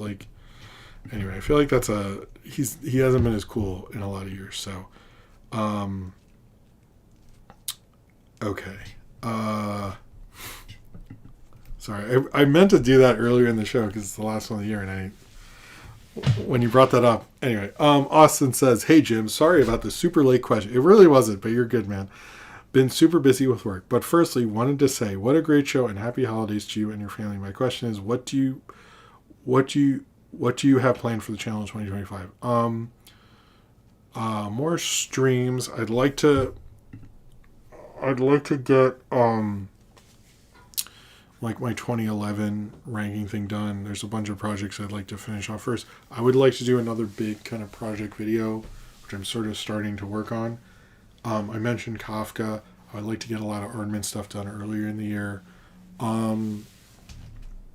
Other than those things, I'm not sure if there'll be another Film Rat video, because I'm sort of just figuring out what the script should be, and I don't know, but I'd like to do some maybe video essay type things, but I know for sure, more kind of TikTok things, short stuff like that, kind of more what we're doing, but I would like to do more cult stuff, finally do Sky Captain, The World of Tomorrow, stuff like that, and catch up on. I have 2 movie review vote winners filmed, and I need to edit those. So to be honest, the beginning of the year is going to be a lot of like, let's get these projects past the line. I don't want to announce anything like it did that one time, because I really did want to do the Sight and Sound thing, and I would like to do that one movie that's the number 1 movie, but it's like I really need to concentrate on that, and I don't want to. Anyway, at one point I would like to do that, and there's a lot of things I'd like to do, but presently I think I want to just catch up on a bunch of finish that Tim Burton compilation one, because there's so much of that stuff like that. I would really like to just get some of those projects to fruition. But I will say, towards the end of the year, I wanted to do all the MIDI remixes I did. I was going to make a compilation of those, and so you'll probably hear a lot of music you didn't get to hear in full or without people talking over it and stuff. So that I think will come out right after Christmas. You might see a regular TikTok compilation, but I'd like to do some more music things. That I think will happen. So if you like those things, I would say like those, or tell me you like them and stuff. I don't know. I hope that was a good answer. Anyway, all right, let's go up to, I would like to finish these. Okay, question, Cornbread. Since we don't know when the first stream in 2025 is, it might be past the last Skeleton Crew, which means the last Katana Wolfman. When do you think will return again to Star Wars? I wouldn't be surprised if, I'm sort of thinking, I hear a lot from other dads and stuff, how much they like Skeleton Crew, because I'm kind of curious if this will open up the doors to more Star Wars stuff like that. So I'm curious, maybe that will help with that. We'll see. Zane Power, should I watch the new Lord of the Rings movie? I mean, if you accept that it's not going to be good, then yeah. Pup says, not actually a question, just want to say Merry Christmas. Merry Christmas to you too. Question, thoughts on Jesse Eisenberg saying Batman v Superman hurt his career? I mean, I'd agree with him, but I also think Now You See Me, that franchise hurt his career. I also think, he had a very specific time, style. He was very associated with Zuckerberg and that sort of time, and I think, but I do think it sort of hurt his career. I wouldn't disagree with that. I hope he got that money, though.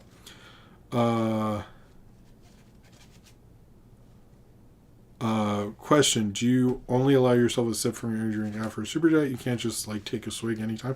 I do, but because they're a lot and it's almost done, I don't want to I do that sometimes for energy, but I feel like that's sort of not cool because it's for you guys, So I also do have coffee right before, so I don't completely fall asleep, but this definitely helps, trust me, because yeah, I would pass out or something. Favorite bad special / movie, whatever that one's about a tree that Saber reviewed, that might be, just because I did actually see it when it premiered on USA, and I didn't take part in researching it because I didn't recognize the title when when you see the projects he's working on, and then I was like, holy shit, dude, I did actually see this on TV. So I'll say maybe that one. No, Christmas Twister is a favorite of mine. And for real, Christmas Twister I watch a lot of times. Blocks the Axel, Kevin James for Bond. Absolutely, you should do a Bond parody at least, but I'm down with that. The West Indian, do you have any advice on balancing life between family work and content creation? I don't know if I mean, you don't sleep a lot. I would say,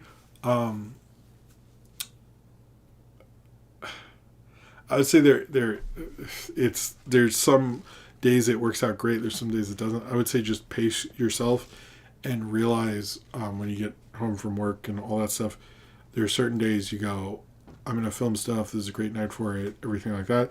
There's certain days where, you hear what's going on with dinner, you hear what's going on with the kids, and you go, that's not happening tonight. And you have to be, I would say, understanding being flexible, but also don't, I think too much of this world and our society is into that term productive, and there's some days you'll be extra productive and you'll make a lot of stuff, and there's some days you're not, and you should just accept that's life and not beat yourself up, because you'll just be unless you're if I was a huge creator making tons of money, I would just do that. It'd be a lot easier, but since that's not what it is presently, I would say just be flexible and do what you can when you can, and maybe if they're understand what is a bigger priority for you and your audience and what you really want to do, and if there's something that isn't that if you have the time to do it, sure, but if not, you have to be flexible and move with what's going on, I guess is the best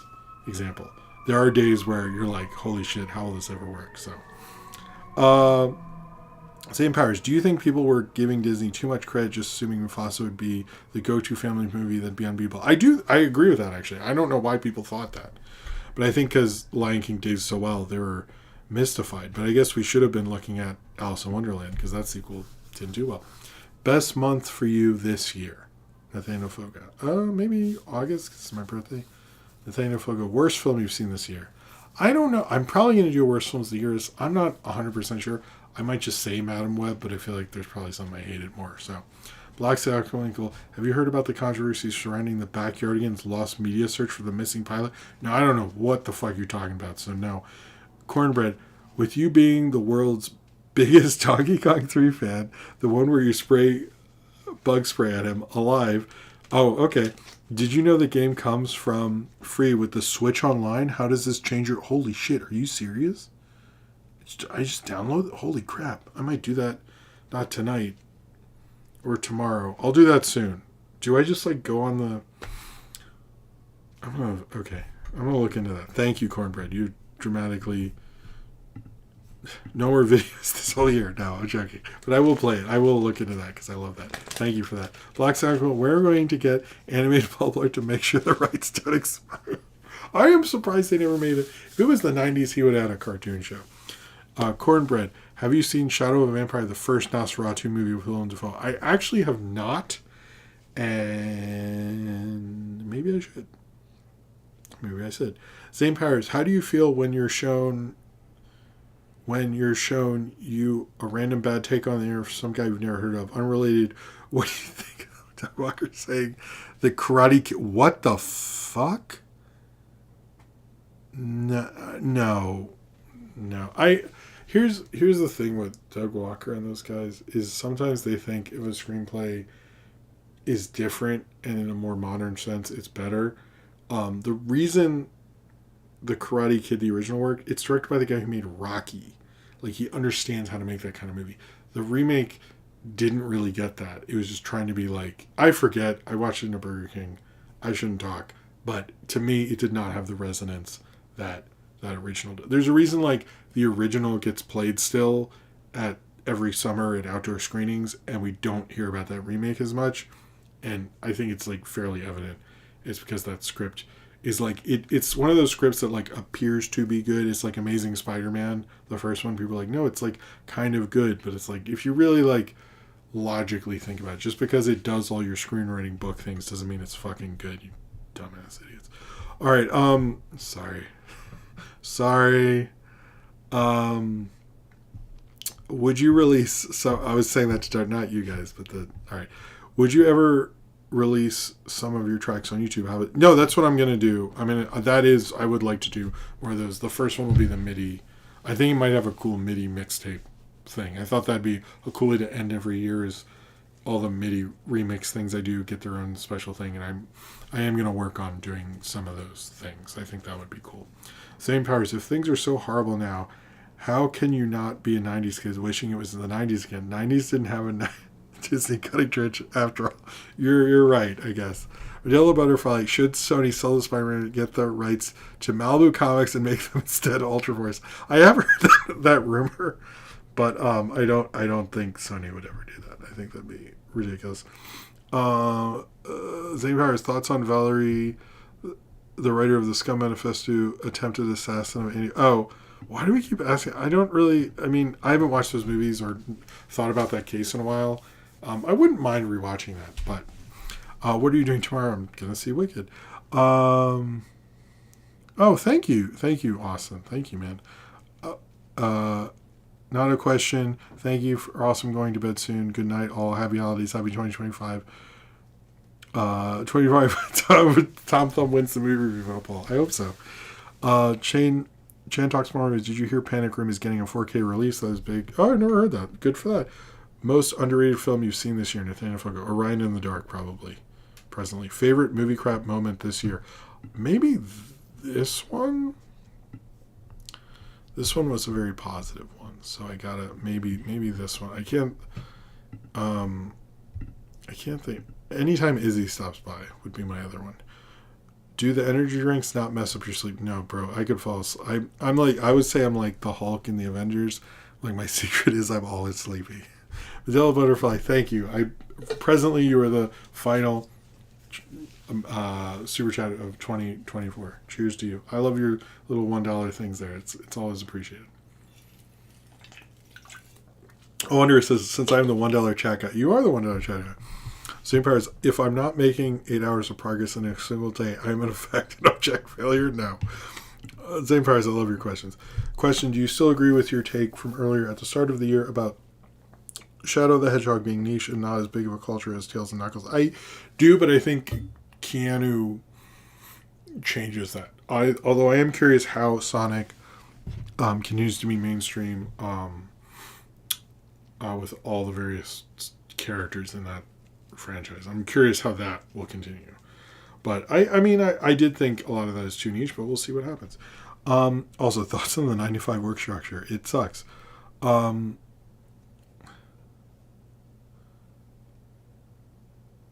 okay. Thank you, Cornbread. Hold on. Sorry, I don't want to miss anyone. I would like to do everybody. Okay. If I'm missing anyone when I get to it, please say me. Or what is the modern equivalent of fighting porn in the forest? Are you talking? Is this a reference to that POS podcast? I don't know if do people still do that, but it was funny. Like, so many people I know had that experience. I don't know if there is one now. Man, the internet really ruined forest porn for everybody.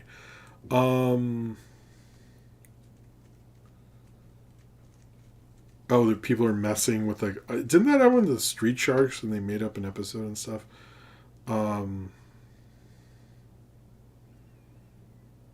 Oh, Red Letter Media brought up for it. Man, why is that so universal? That is the weirdest thing.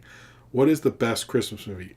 I mean, It's a Wonderful Life. It's just like I think it's probably Home Alone for most people, or Elf, but I don't know.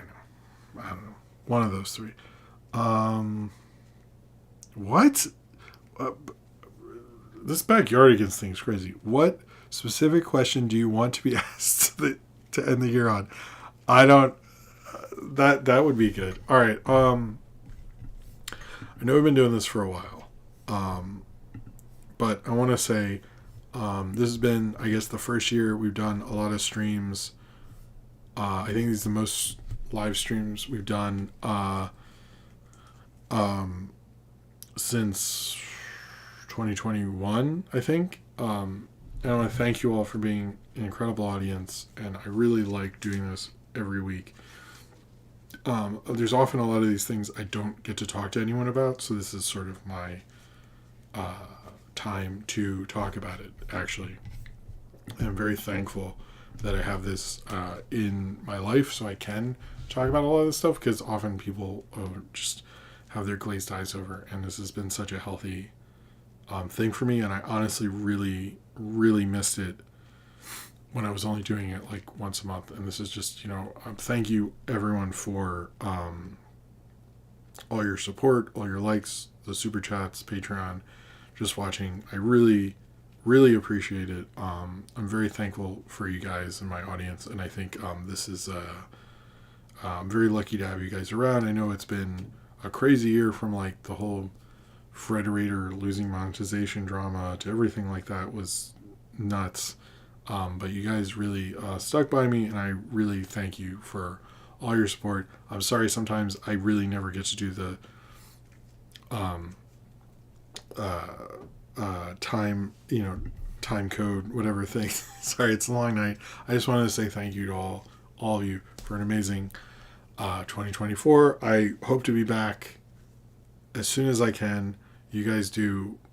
I really, really appreciate it. I know I maybe overdo it with the thank yous, but I really appreciate it. You really helped me. I need to do this to keep the channel and financially and all those things, but I'm really happy to do it, and I'm really I don't know. I'm very happy with this, and over the past year or so, Pizza Party falling apart, and this and that and all those things. It's been a weird ride, but I'm happy where we are, and I'm hoping to do more cooler things. And thank you all for your support and everything like that. So I just want to say that to cap off the year. You guys are really great. I really appreciate all of you. Thank you all very much. Thank you for the super chats. I want to do a thank you to come on YouTube. I want to thank you to all the super chats, which will be from Austin, Black Sack, Michael, Will, William Ellman, Zane Powers, Austin, William Ellman, William Ellman, Logan Hill, Zane Powers, Nathaniel Foggett, Zane Powers, and Medela Butterfly. Thank you all very much. I hope to see you all next year.